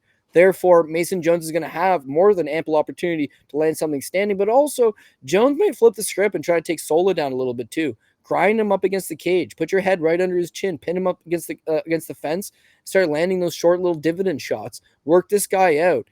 Sola has made a career out of waiting for his opponent to get tired. I don't necessarily think that Jones is one of these guys that's going to fatigue and go away. Sola, meanwhile, doesn't have big power. So if the knockout's coming one side or the other, it's Jones. If one guy's going to get outworked, I feel like Jones is going to be the one with his foot on the gas a little bit more. It's a 50-50 fight. It honestly is. I was hoping that Sola would, because he's 11-0 with the draw, but maybe he'd get a little more love. Maybe he'd be a short favorite, and I get some tiny plus money on Mason Jones, but it's just not to be. Jones is the favorite. I understand why. I agree with it. Spent a lot of time training in Europe, but also spent a lot of time training a Team Alpha Male over in the United States. Has a good blend of styles, a little more experience all around. Just ever so slightly enough of a nod for me to give it to Mason Jones. I'm not disrespecting Sola. I like the guy, but it feels like he's not a fraud. Just looks like he's a guy that is waiting to get exposed. Almost got exposed 3-4 times on the regional scene. Mm-hmm. Maybe Mason Jones is finally the guy to give him that official loss on his record. So I'm going to take Mason Jones. Mason Jones, certified tough. Yes.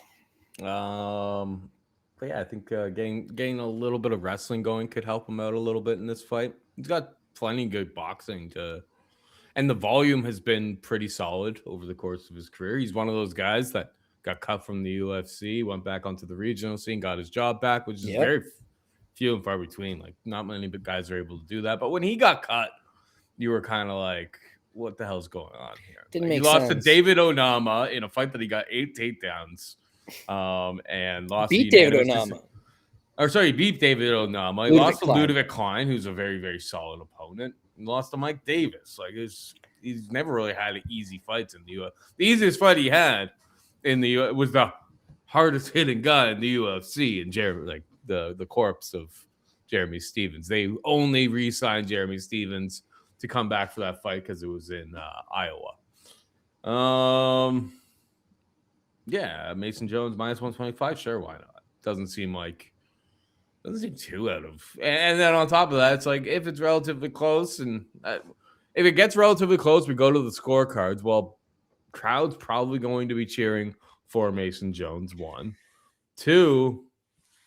He's like the mixing in the wrestling and the volume tends to be higher on his side as well. So unless Sola is winning huge moments against Jones, who's certified tough, very, very durable, minus 125, I think it's one of my favorite money lines that we've talked about at this point, to be perfectly honest. Maybe I'm not respecting Axel Sola enough, but taping Aries FC, it's like, I've just seen too many times. I'm just like, this guy's a fraud. He's going to get exposed. Imovov's brother DeGear had him cooked to rights. How was that a draw? I don't know. Yeah. But it was in France. He's from France. I get it.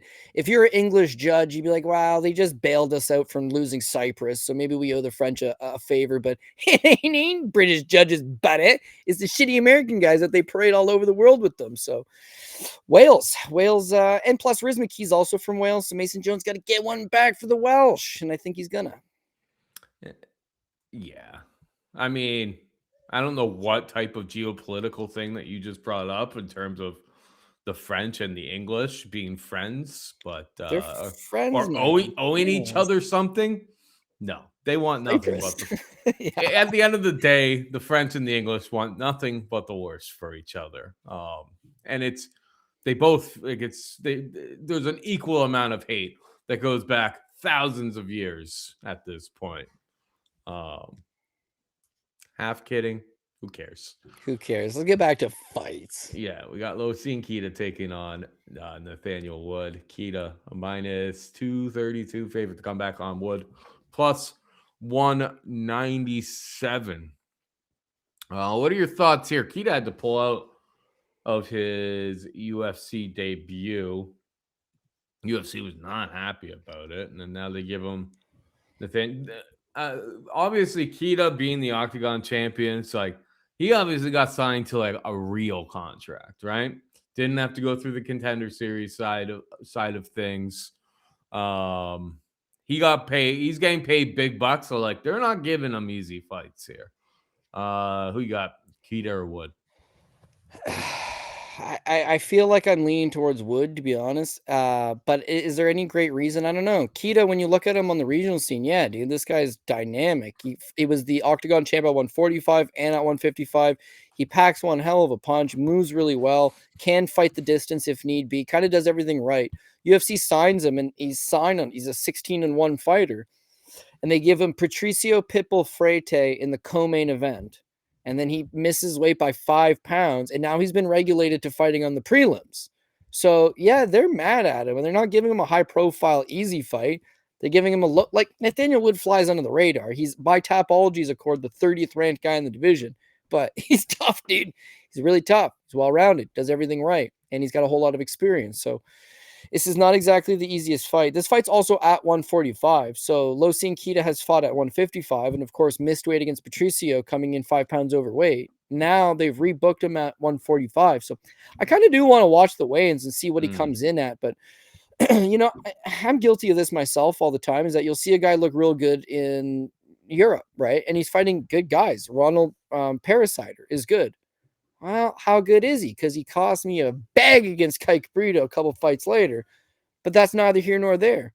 Matus Legurski, Petrag Bogdanovic, Ari Sagdari. How good are those guys? How good would those guys do, say, in the UFC? Samuel Bark, Jacob Tachota, Yeah. Ivan Buchinger. Oh, Ivan Buchinger, my boy. I'll never say anything wrong about him. And Samuel Bark, let's be real, he's actually pretty good as well. But Caro Versavi. I mean, I'm familiar with all these guys.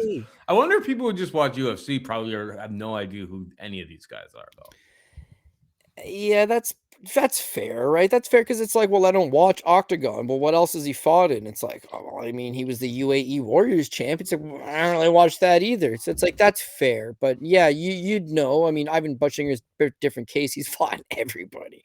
A lot of these guys, it's like, I think they're good enough to fight in the UFC, but to what level, right? Are they going to be the best guy? Jordan Vucinic is a great example. He comes over, he's supposed to be pretty good, and he doesn't quite make it. There was a run there where everyone... Harry Hardwick was the Cage Warriors champion. Have to bring that up, Paul. No. His jaw broke. He actually, in fairness to Harry, he fought admirably in that fight. I wasn't upset. His jaw broke. He didn't really quit. His jaw literally broke.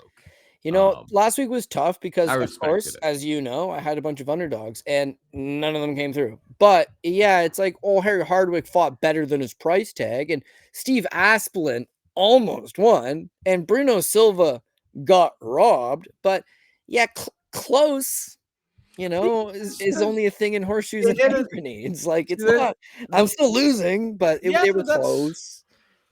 If you, over the course of a lifetime, that's what they say. If you bet the Bruno Silvas and the maybe not so much the Harry Hardwick price was maybe right. Well, he had his back or the Stephen Asplin plus 220s. Close. If you bet those numbers over time, those probably 50-50 fights, and you're getting significant plus money, you're going to win long term. But everyone just gets too worked up in the moment. We're all guilty of it. No one wants to have a losing night, but what a losing night in the grand scheme of things. We've been doing this 12 years now. 1, 2, 3 big losing nights in a row. Even like it can sting in the moment, but it's not like, you just gotta keep going. You gotta bite down on your mouthpiece unless you have a broken jaw like Harry Hardwick. And just and go play and just go out there and fight round 3. I don't know where we were going with this. No, you're right. On the long term, it's like if you're betting the guys at plus money and they're close fights, then on the long term, then yeah, it'll evens itself out. But it's just frustrating sometimes where it's like, I got 4 or 5 underdogs that you like. Chris Curtis is awful. The rest of them, they were pretty valiant. They were pretty close. Just didn't quite make it there. Point being is that sometimes you can get these 2-1 favorites or 3-1 favorites, and the value side makes sense. Is he going to come through? I don't know, but can he keep it close enough to merit taking the shot? Yeah, and that's Nathaniel Wood for me. When I look at Losene Kite, it's like, yeah, a lot of these top European guys don't necessarily translate over all that well. The guys that do make it are like the Chris Duncans, who wasn't supposed to be that good, and it turns out he is good, but he got the experience. He got improvements. Losene Keita hasn't fought in a minute now, right? Been on the sidelines for a little bit. He's now got to cut right back down to 145, and it is his UFC debut. The guy's getting older. The weight cuts aren't getting any easier. Now you're going to feel some octagon jitters, which has been reported by the vast majority of the roster when competing for the first time, and you're in enemy territory against Nathaniel Wood. Wood, meanwhile, is a guy that can keep these fights competitive.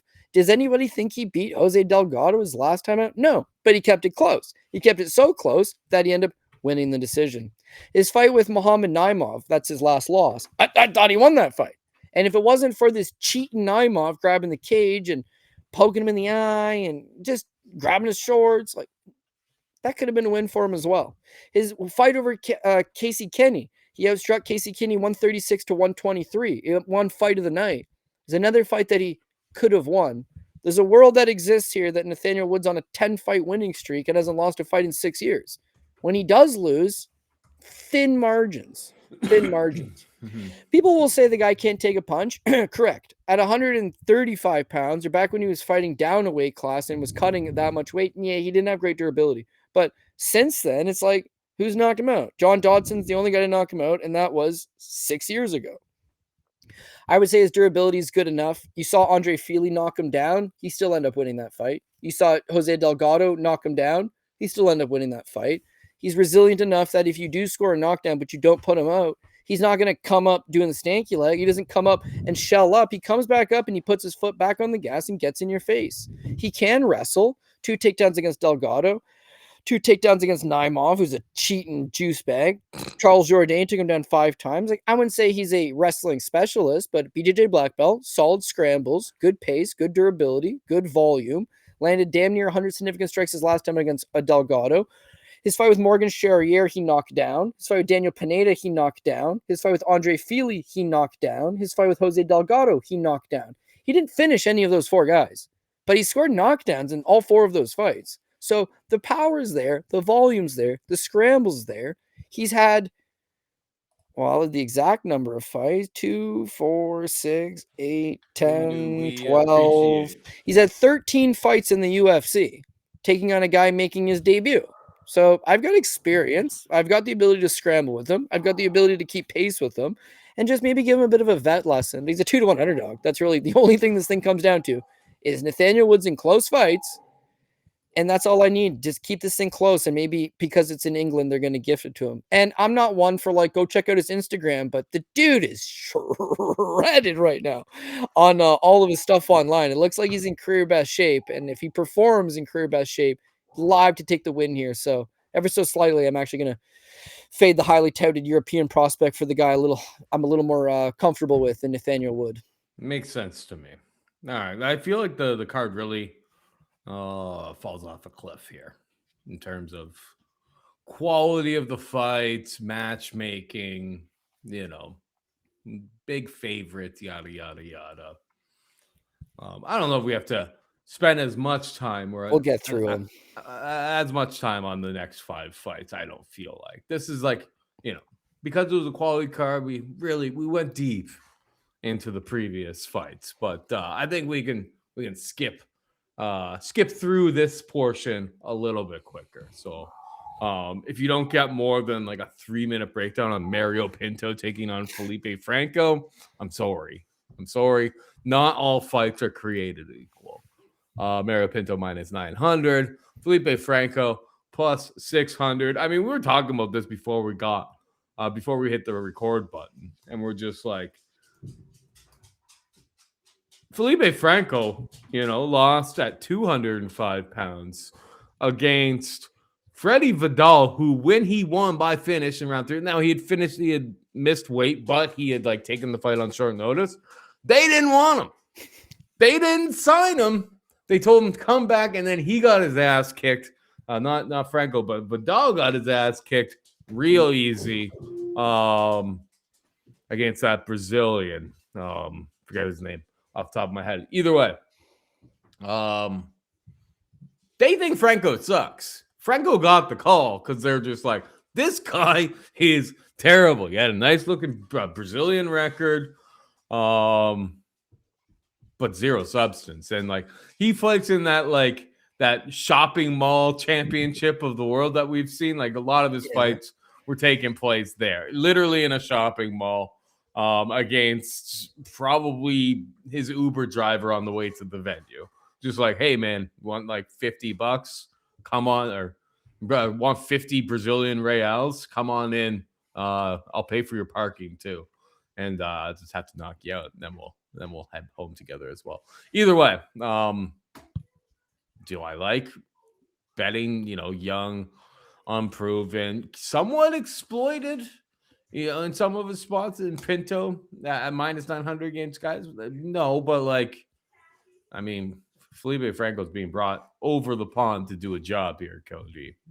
I will not be clicking Franco's name this week. I will tell you that much. Yeah, same here, man. Franco, as you said, originally supposed to be Pinto versus McParkin. Parkin pulls out. We need a guy short notice. We don't have any heavyweights for the most part, so let's bring in Franco from the Contender Series. All the things Paul mentioned.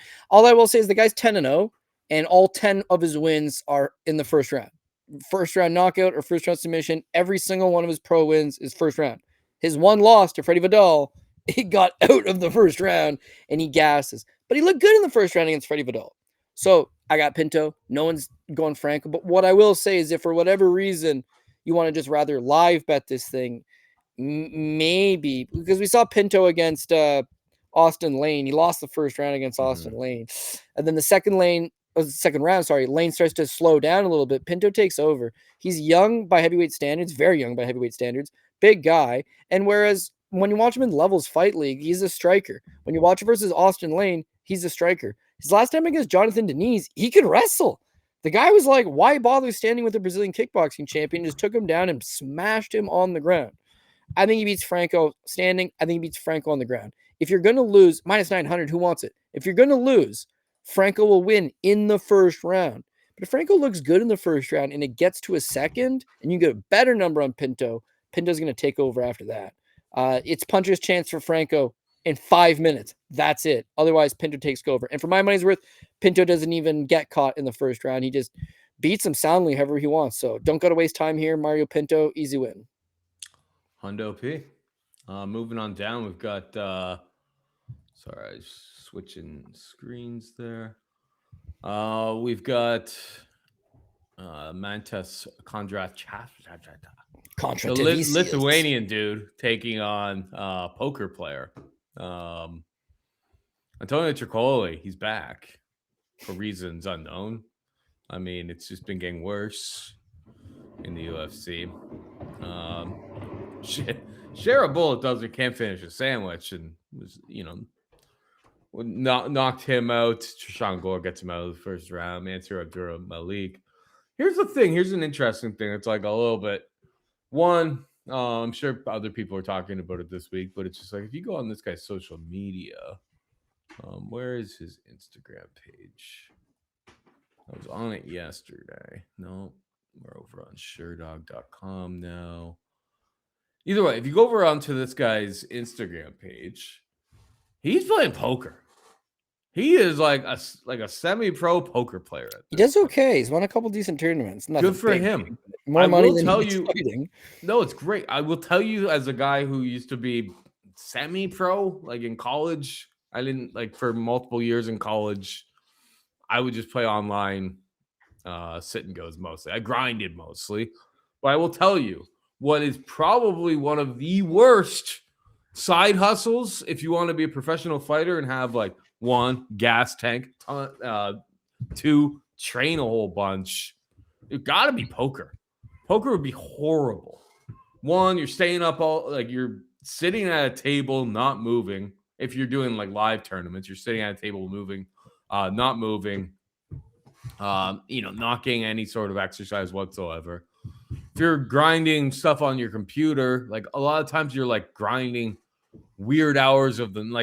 Whenever people are at the tables, it's probably when you're playing. So it's a lot of times it's you're playing 8 o'clock till 2 o'clock in the morning. It's just everything about good for him, winning the Turbo 500 for 11,400 reals. Good for him. He's doing well at poker. It's not going to get you ready for a fight. He's probably barely even training. Big, long Brazilian guy. Do I want to bet?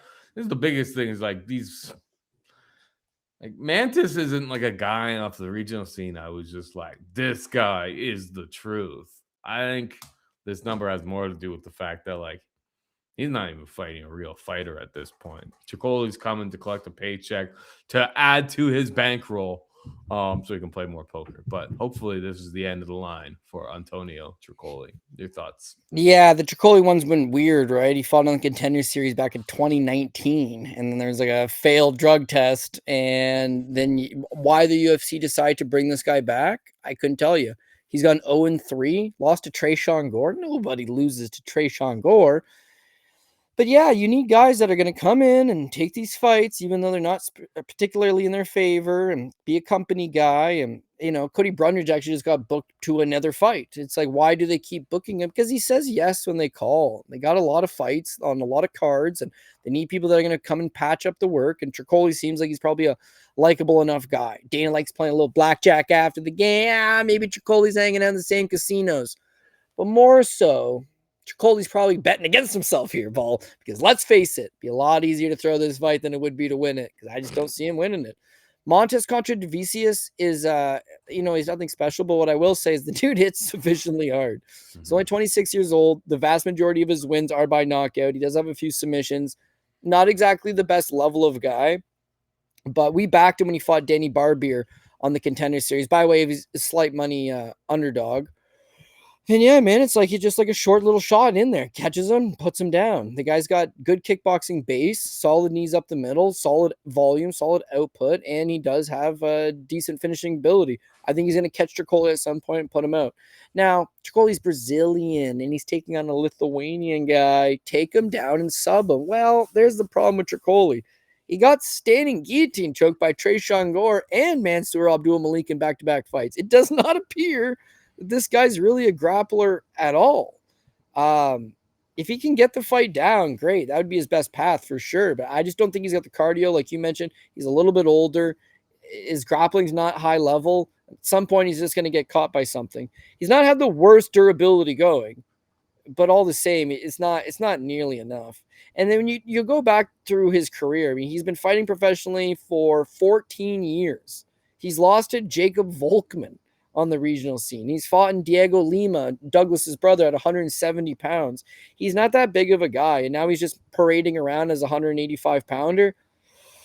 I just think it's more of a paycheck than a desire to make it to the top level. So for Trocoli, 35 years old, 3-fight losing streak, got finished in all 3 of those fights, I would say it's not going to go particularly well for him. So I do have Mantas to clip him with something eventually and put him down. Is the line too big? Yes, the line is most definitely too big. Even for an Antonio Trocoli. Not enough for me to pull the trigger and take the random underdog, though. So got to go with Kondratavičius to get the job done. We got Brando Pericic taking on Louie Sutherland. Brando, a minus 270 favorite to come back on Louie. Plus 230, who you got? Yeah, it's actually like Bernstein effect. I don't know if anybody's like familiar with that, where it's like you remember something, and then it never actually happened. People will say Shazam. I don't remember the other Shazam. Only one I remember, Shaquille O'Neal. But with Brando Pericic, I will say, I consider myself as hardcore of a fight fan as you're going to get. I watch all the UFC fights. I rewatch the UFC fights. I watch all the regional show fights. And if you're watching this show, you're as hardcore gets. If someone was to tell me, do you know who Elisha Ellison is? I would tell you no. I actually do not remember this day. No, I remember Brando's debut. I remember him winning. Elisha Ellison, I don't remember. If you were to meet me in the street and be like, you know fights? My buddy fights in the UFC. Elisha Ellison. I'd be like, your buddy is a liar. And it actually turns out he did fight that guy. So many fighters, Paul. So many guys on the roster. So many fights. Went back and I watched it. Yeah, Brando is what you'd expect. City kickboxing guy, big, physical. He, kind of a shorter stature guy. Not shorter stature. Sorry, he's 6'5". And then when you look at the best mold of the city kickboxing guys, Ulberg and Izzy Adesanya, and they got a lot of these big, tall, good strikers that he's going to have the benefit of working with. I feel like his striking solid. His ground game, lone pro loss is by rear naked choke. I think his ground game probably is a work in progress, but it's heavyweight. How many of these guys know how to wrestle? How many of these guys know how to grapple? Not a whole lot. And what I can see from Brando, it does look like he's a first-round finisher. I am a little bit worried that if this was to get to the second round is where you're going to start to see him fall apart. But other than that, I think he's got most of the parts. Louie Sutherland, Just not my kind of guy, man. Built like a meatball, Jack meatball, don't get me wrong, giant traps on him. But when you watch him fight on the regional scene, I'm not accusing him of being on the juice, but he's got a different physique that he had on the regional scene that he does when he steps on the UFC scale. Looks a lot softer, fighting a lot softer. Of course, wrestling was his issue. Slim Trabelsi took him down multiple times on Bellator. Walter Walker got him down easy and then just went for the heel hook. But it's like no resistance on the takedowns. So you got a short little guy. He's short stature. He's going to come in and swing. 6'3" is relative. You're taking on a guy that's 6'5". But mostly he just plants his feet and tries to throw a lot of overhand type shots. Whereas I think Brando is going to be able to fight a little bit longer, a little bit sharper, a little bit snappier, has more than enough power to hurt him. Ground game's a wash both sides. It's a middling heavyweight fight. And should you just take the random underdog in a middling heavyweight fight? Perhaps. But I did that last week with Steve Asman versus Vitor Petrino in that, hey, dude, they're not ranked heavyweights. That wasn't a bad bet. And this may not be a bad bet, too, if you take a Louie Sutherland. Maybe he can go out there and beat a Brando Pericic. But at 31, he's definitely a prospect by heavyweight standards. He's getting work in with a solid gym, and he is of the size in the kickboxing base that they do exceedingly well with. I feel like he's going to get the job done one way or another. So it's going to be Pericic, my Croatian brethren, now living in Australia, to get the job done, hopefully, and get the win. You keep bringing up that Asplin fight. I was on, full disclosure, I was on Petrino, and I thought it was a horrible bet. So maybe nobody who bet on that fight is happy with how it played out. It's actually my fault he lost, Paul. The universe just had me out to go. I made the bad mistake of 3/4 writing a tweet that said hot dogs and beer, steroids. Oh, that always happens. Yeah, wow, he had him done in the first round, man. I didn't tweet it. He clunked him in the first round. I'm writing it. The second round starts, and I'm immediately like, this is not going to go good. Didn't send it. The universe saw it. The universe is like, buddy, you're talking shit. You're getting too ahead of yourself, which is why I don't love live tweeting anymore. Guy wins a round, and you're like, oh my God, looks so good. And then he loses the next round. It's like, I actually am very superstitious. I take that as my own fault. So I don't try to live tweet at all anymore. I'd rather just the result to happen. And then let's say you've got 10 fights on the card and you've won your first 6 or your first 7, and you tweet out, whoa, undefeated on the prelims. Whoa, 3 left to go. You're done. Second you get ahead of yourself and you start counting your eggs, you're done. So honestly, man, Steve Aslan was looking good there for a minute, and then I jinxed him, and so lesson learned, not going to do that. But yeah, Brando Pericic, not going to need it because it ain't going to get out of the first round, hopefully. Just got to go out there and get the job done. Is flying from New Zealand or Australia, flying from New Zealand all the way down to the UK, this guy doesn't get a ton of money. Was he there in advance? Is he going to be jet lagged? Is he going to be a little bit off? There's a lot of things that could go wrong, and it's a heavyweight fight. So don't overly invest in this one, but I think he's the rightful winner. Yeah. I have to look deeper into this one, to be perfectly honest. I haven't taped it yet. So I'm not even going to really lie. I'm not going to lie at all. I have no idea whether... I can assure you that I have no money on it at this point in time. I'm not too familiar with them. Pericic, yeah, the same with me. Is like, I remember the Ellison fight, but he didn't... Like, I was not familiar with the guy before that. Louie, I've seen a whole bunch on the regional scene. Kind of think he's ass. Yeah. Anyway, let's move on to the next fight. We got Shem taking on Abdul-Kareem Al-Selwady. Pretty much a pick-em. It's starting to move towards a pick-em. Slight favorite to Al-Selwady right now at -121, plus 101 if you want to bet Shem. Who you got? Well, just another one where you're looking to get seriously let down. But I don't know. Shamrock looked okay. He's another good example of a guy that looked okay on the European regional scene. Only lost to Nathan Kelly, which clearly didn't age great. But Nathan Kelly was PFL guy, looked okay for a minute or two. Goes over to Octagon MMA and then had some success there. But he's fighting a lower level of guy. His striking defense is non-existent. It doesn't look like he's the most athletic guy going. He's made a lot of jokes about not having any money and having a bit of a, suspect background. just surprised that he got signed to the UFC in the first place. So sure enough, he does get signed. Giant underdog against Nurullo Aliev, and made Aliev look like way more than just a one-dimensional grappler. I mean, Aliev was slapping him silly standing. He sells his shorts afterwards because he says he's got no money, and now he's in this spot. So, in a sport where we're always talking about guys taking a dive and guys with shady backgrounds, he's got a shady background.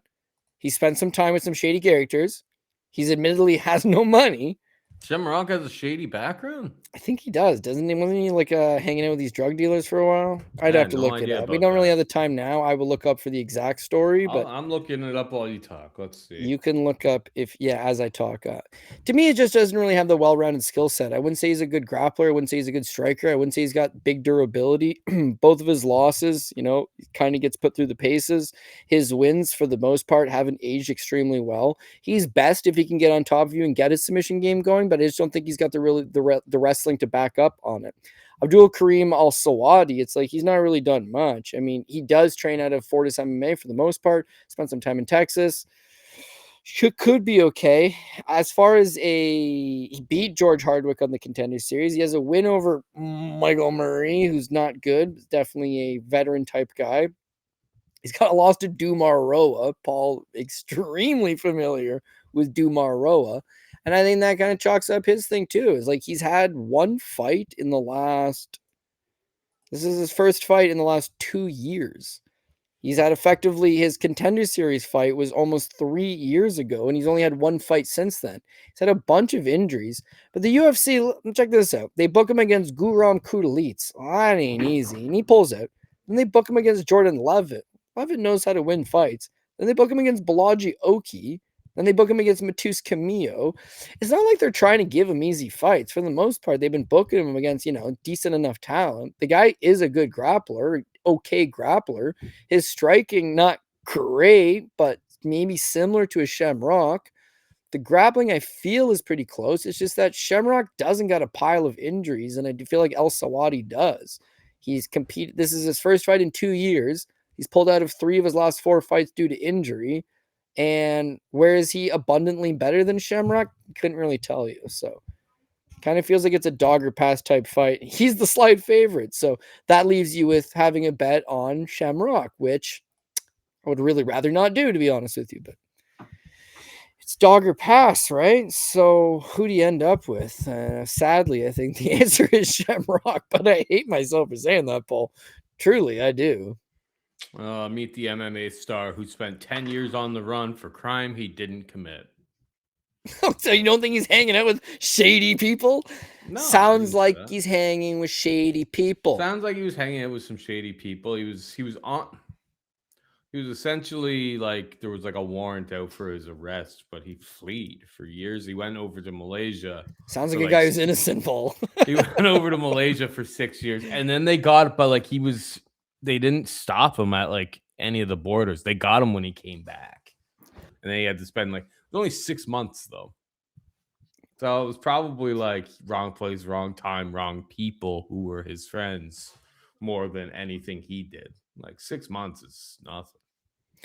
I got a buddy who's facing 9 years right now, and you have a buddy who's going. You're hanging out with the wrong people. You know what? He's under house arrest. I haven't seen him in a while, and he was a high school buddy, and that was like 15 drugs. Years. I honestly don't want to get into it because it's whack. But yeah, I talked to him. No, we don't. Okay. I talked to him the other day on the phone, and he was like, "It's more so the sentencing." He's like, "It was supposed to be 16 months from now that they're going to put me in for sentencing, or I was going to figure out how long." He goes, "But now they're trying to up it to have me sentenced in the next 6 months." So I tell him, I'm like, okay, well, wouldn't you rather get sentenced now? Because you're under house arrest. You can't go anywhere. You can't do anything. So I'm like, would you rather be under house arrest at your mom's place in the middle of nowhere and living in the basement, unable to go and have any type of freedom for the next 16 months? You'd rather just like go get it out of the way. But yeah, he was like, I would rather try to spend as much time not in jail, like push it off as much as I possibly can, then go in and start the sentence. He likened it to the water starting to rise, which, resonated with me. It's like, it's a sad reality, which is why you got to make good choices in your life as much as you possibly can. Shamrock's water starting to rise? What are you talking about? Yeah, so imagine you are going to jail for 10 years, or his lawyer, who's a former judge, thinks he's going to be doing 9, right? So His now, lawyer's a former judge. chick too. That's weird because like usually you're a lawyer then a judge. So it's like to become a judge usually like that's the last. That's like you made it, you did it. Wow, your Very dad was rare on to the go from Supreme. judge. Your dad was a Wasn't- Supreme Court judge, so that's probably how he went. I didn't want to get into why I know these things. He Yeah, was rest his soul, but yeah, it's like no moving back from the bench to being a lawyer. Probably means you did something. Like that's a strange move. That doesn't happen.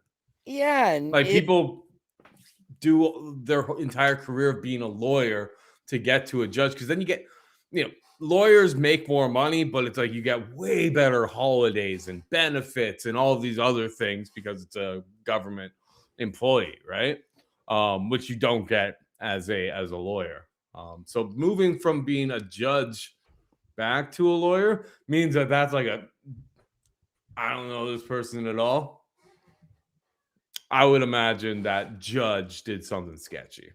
Yeah, it could be. I was trying to think of it to myself as like, well, it's possible that you spend time as a judge, so you know what wins cases, you know the little loopholes, you've seen the defenses, and then at some point you become a lawyer, and it's like, I know the way to get this You have to stuff be a tossed lawyer out. before you become a judge. Yeah, I'm sure you would be a lawyer, and then you become a judge, and then at some point maybe you don't like judging.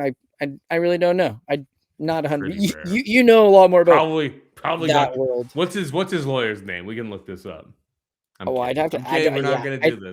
I'd have to ask because I don't know, but it's a chick specifically because I don't even want to get into it, dude. I don't even want to get into it. So we can move on. Shamrock, innocent man, did 9 years in time. prison. So like, what carries 9 years in prison? Well, it's not one single charge. It's like Probably 40 assault, charges. battery, carrying a unlawful maybe a weapon charge. Well, let's in the mix just as well? let's just leave it at assault and battery, and then having done this in 2 different countries because you're going between Canada and the US, and then some pimping charges on there too, and they all carry certain sentences, and there's a bunch of them, and they all add up. So you're able to cut a break, but little crime cocktail. well, he was looking at like 60 years, or they cut you down to 9 because they're going to throw this and this and this, and you take a plea agreement on that. Listen, like I don't vouch for doing bad things. I don't vouch for anything like that. Just it's tough for me to you have a relationship with somebody, you know them, you remember the good times. They get into trouble, just write them off. If it was pedophile shit, yeah, written off. Yeah, but it's not. So it's like I feel for the guy, and I'll miss him, but.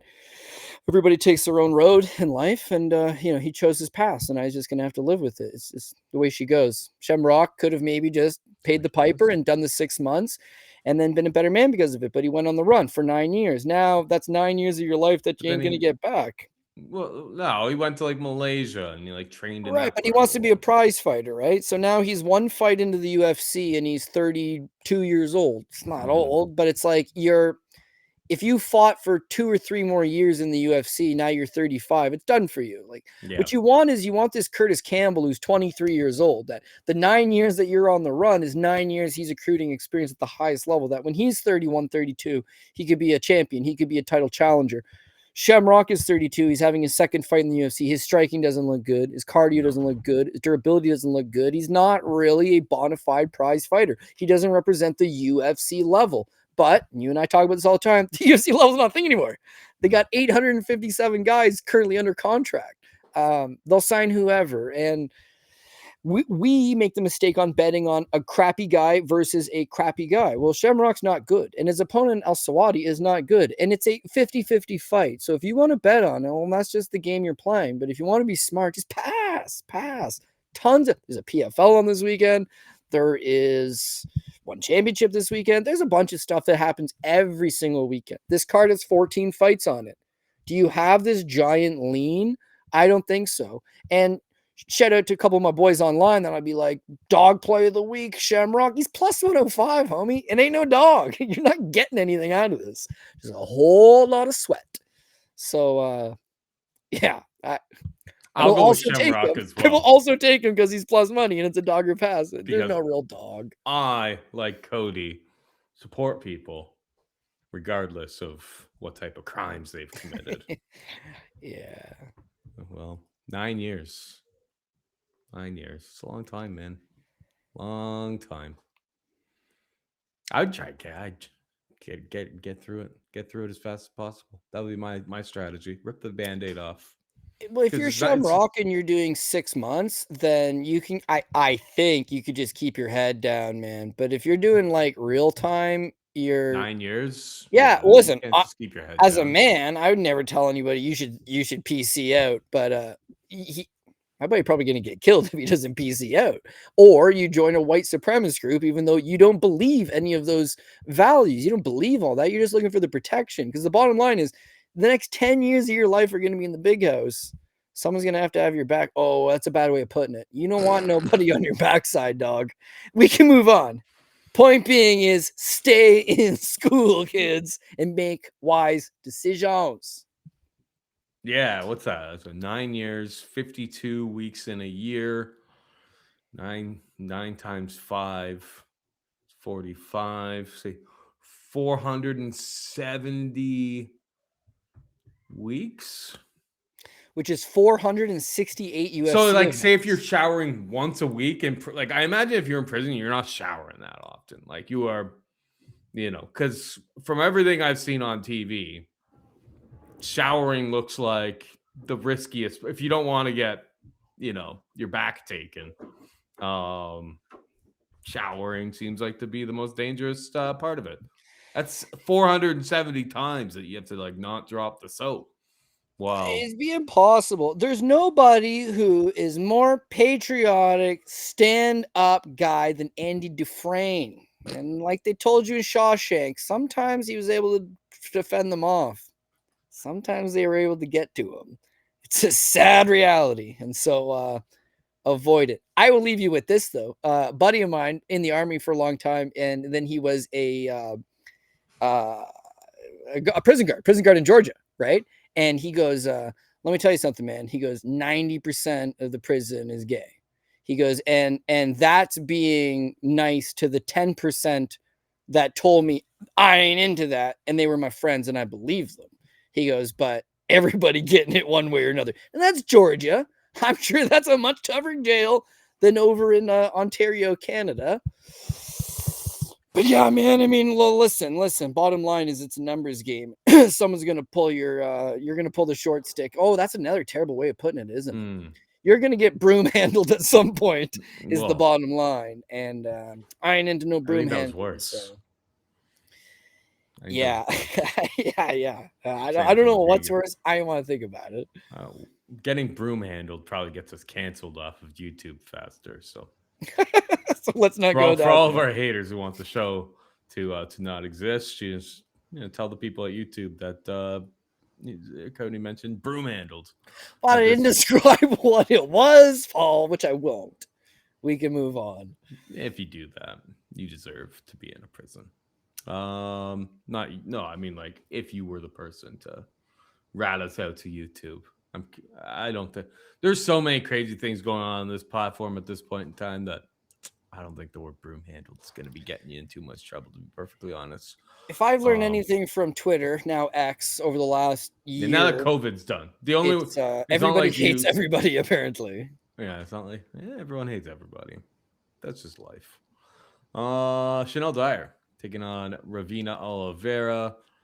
Chanel Dyer minus 500 favorite. The comeback on Ravina Oliveira is plus 385. Chanel Dyer, famous for losing on Contenders Series, but way back when she was a amateur, she beat my girl, Mim Grubb. She beat her to a bloody pulp as well over on the amateur fight way back when. I mean, Mim's not that great. I'm a big fan of Mim, but Mim's got some work to do before she's quote unquote UFC ready. Chanel has been kind of a rising British prospect for a while. You've kind of heard from her. Good long striking, Muay Thai kickboxing. Lost that fight against Foro, but Foro looked pretty legit. Foro kind of reminds me of like a young Jessica Andrade. Very, very violent, aggressive. Rina Oliveira, on the other hand, hasn't been fighting very often. Both of her fights pretty disappointing losses. Tainara Lisboa loss. Pretty bad look, to be perfectly honest. UFC knows what they're doing, but it's a chick fight. She's minus 500. So how are we going to approach this one, Coach? Yeah, well, it's a tough one. Obviously, the UFC wants to like Chanel Dyer. I think we all do.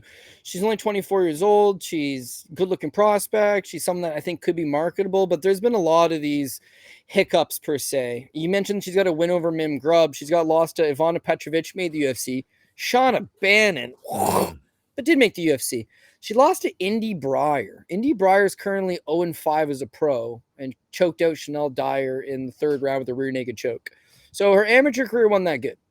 Then you look at it as a pro. Of course, she did lose to Carol Foro her last time out. But even before that, she's got a split decision over Daniel Scatizzi's sister, Valentina Scatizzi, in a fight where she also did not look particularly good.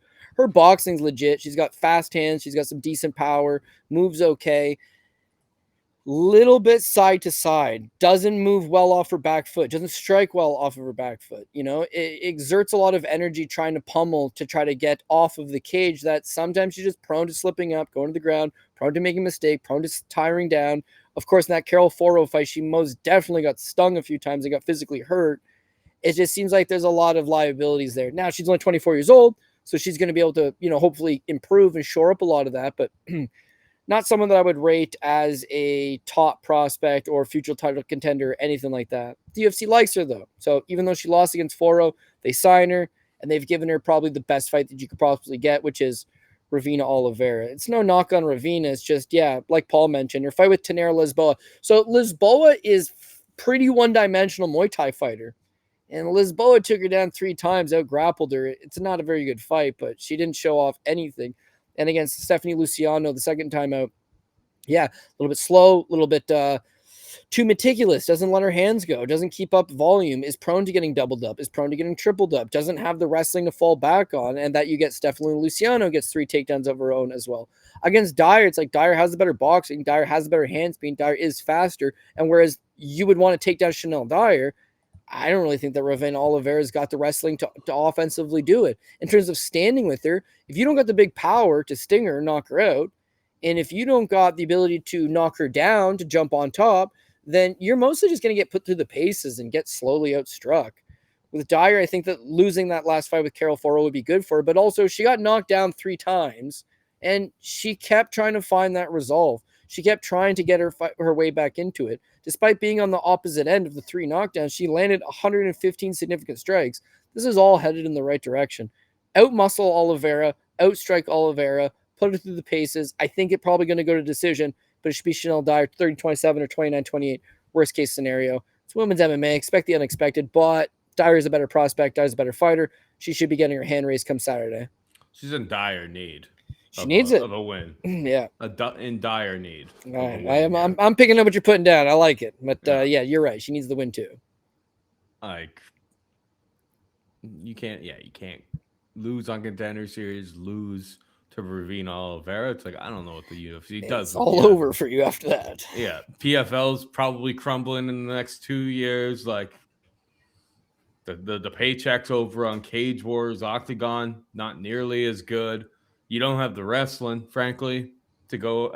ACA probably pays pretty well, but women 115. They don't let women fight over an you ain't got none. You're gonna fight Mim Grubbs again, and you ain't want that, and they're gonna pay you $1,000. Yeah, you ain't want that. Brave CF, you'll be fighting the rematch that nobody asked for. Except everybody asked for. Mim probably wants that rematch. Yeah. I'm in. Mim Grubbs us grubheads want that rematch. She beat I actually have watched that fight multiple times.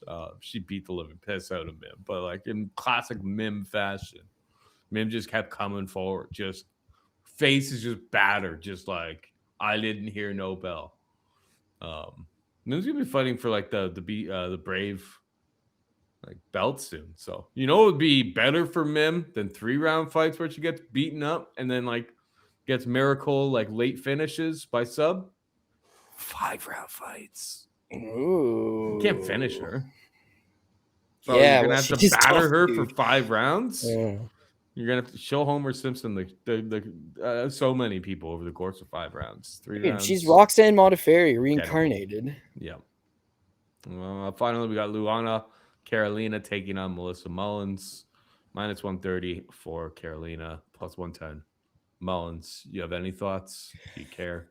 No, well, no, I got Luana Carolina, most definitely. I don't know. I don't care to look it up. I really don't. But like, what's the deal with Melissa Mullins in that she was Melissa Mullins and then she was Melissa Dixon.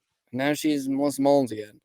I haven't heard anything about her getting a divorce. I don't really know which one was her. I think she's born Melissa Mullins, so she must have got married and been Melissa Dixon, then lost a few fights and has dropped it altogether. She's just so untrustworthy. You would not believe it, man. As an amateur, she was 5-4. She loses their close decisions, but after the UFC signed her, it's been all downhill, man. Nora Cornole, she misses weight and then proceeds to get kneed to the body and just absolutely folds up like a cheap tent. Just a bad look. And she missed weight. You want to give her a pass, right? Against Claudia Saigula, she misses weight again, right? Comes in at 137. So now you got back-to-back weight misses. Then she fights on Daria Zelenikova. Well, she already had fought Daria Zelenikova for Aries. In that fight, Zelenikova lights her up with her boxing, but Melissa, at the time, I guess it was Dixon, was able to take her down. And then when they ran the rematch, it's like her wrestling's not even existent anymore.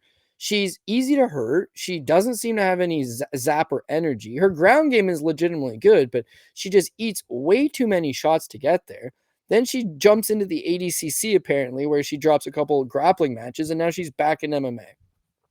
I would say it's very easy to say that there's a clear path of victory here against Luana Carolina of take her down and beat her up. And that's fair. That is fair.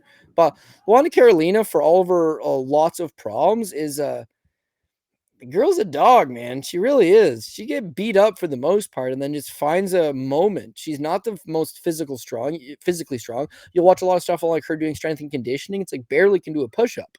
And yet when she's in there, she's long. She's got traditional Muay Thai, beautiful knees, beautiful elbows. It fights, it keeps all of her punches are full extension, and then can really keep up that volume. Girls have tried to take her down. Michelle Montague, her last time out, which she did lose, but she has up 5 takedowns, and she still outstruck her. Lucy Podolova took her down twice. She doubled her up in significant strikes. Ivana Petrovic took her down twice. She doubled her up in strikes. Joanna Calderwood took her down twice.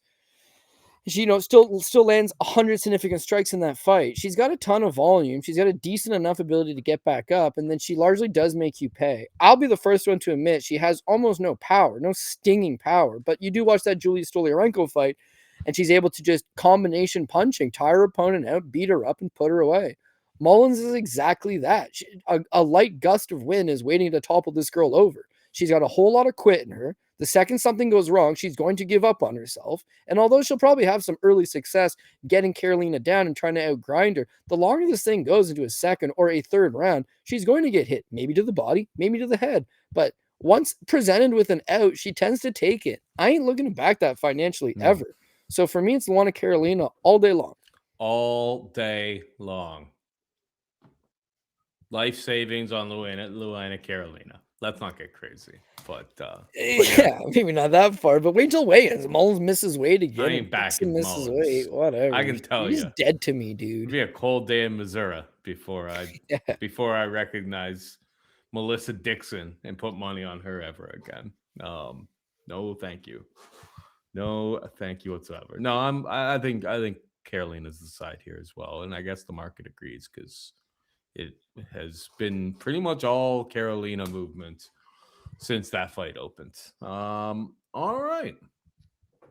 We are just about out of time, Cody. But before we go, hit him with the PRP. We are going with. Also, I just read that Evloev is not in the UK yet. He's had traveling issues. So what's up, Lerone Murphy? Get this jet lag out of there. I won't finish it because I got to put this on TV later, and they don't really like the swearing. Anyways, Lerone Murphy, dog number 1. Luke Riley, Michael Page, Iwo Baraniewski, Christian Leroy Duncan, Kurtis Campbell, Mason Jones, Nathaniel Wood, dog number 2, Mario Pinto, Mantas Kondratavičius, Brando Pericic, Shamrock, dog number 3, Chanel Dyer, Luana Carolina. There's a couple like near even monies. There's tons of value on this card, assuming your 50-50 plays do come out on your favor. But I'm pumped up for this one, man. I understand that last week we hit the top 2 lines and people were still upset about it. What can I do for you? But yeah, hit 3 lines, hit 4 lines, hit 5 lines. I'm obviously not out here trying to lose picks. It's just sometimes the bounces don't quite go in your favor. But you can't keep a good man down forever. And in this case, yeah, we will hit a nice one eventually. And hopefully this Saturday is exactly that. If you do care about the regional stuff or you want to know more about the MMA side of things, check us out on Bookie Beatdown in the Discord. But outside of that, Paul, just happy to get back into it, man. We love this game. And hopefully this is a good one for us. I think you work for the books, bro. I have had that. Why would you be wearing a circa sports hat if you didn't work for the books, Cody? Yeah, they gave 5 of them to me for free. So, and my boy Brendan Jenkins was the pool boy. Which I don't know what I lost mine. That was actually a very quality gift hat that they gave us a couple of years ago when we went down there with Mayo. Well, it's like Cool Bet. So I still wear the Cool Bet hat, and it's like Cool Bet I'm wearing it, but Cool Bet actually fired me because I didn't shout them out enough online. Apparently, screw them, dude. What the hell? But it's a good hat. It's a good hat. I like the hat. So I mean, I got no. I'm wearing the Cool Bet hat right now. I flip it around backwards when we're doing a show because they're not paying me any money. Yeah, well, that's it. I don't mind giving a shout out to the brands that have helped us along the way. Circa gave us like a nice little vacation and stuff. We have no problem with any of the books, but we did the whole song and dance of promoting them and tweeting the stuff out and stuff, and it wasn't really for us. There's plenty of people out there who don't mind doing that type of stuff, and all the power to them.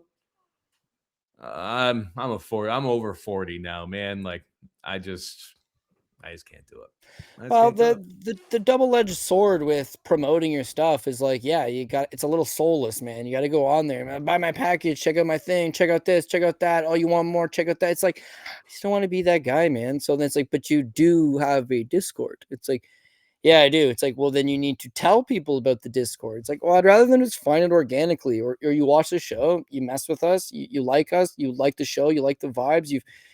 Coming up on April, this will be 13 years that Paul and I have been doing the show together. So yeah, man, if this is your cup of tea and you want more and you want to support it in some way, then jump on. But like, I don't want to be constantly every week and check out the show. This is the show and check out the link and check out this promo code. Use my promo code for 20% savings. And then just don't want to be that guy. So people can accuse me.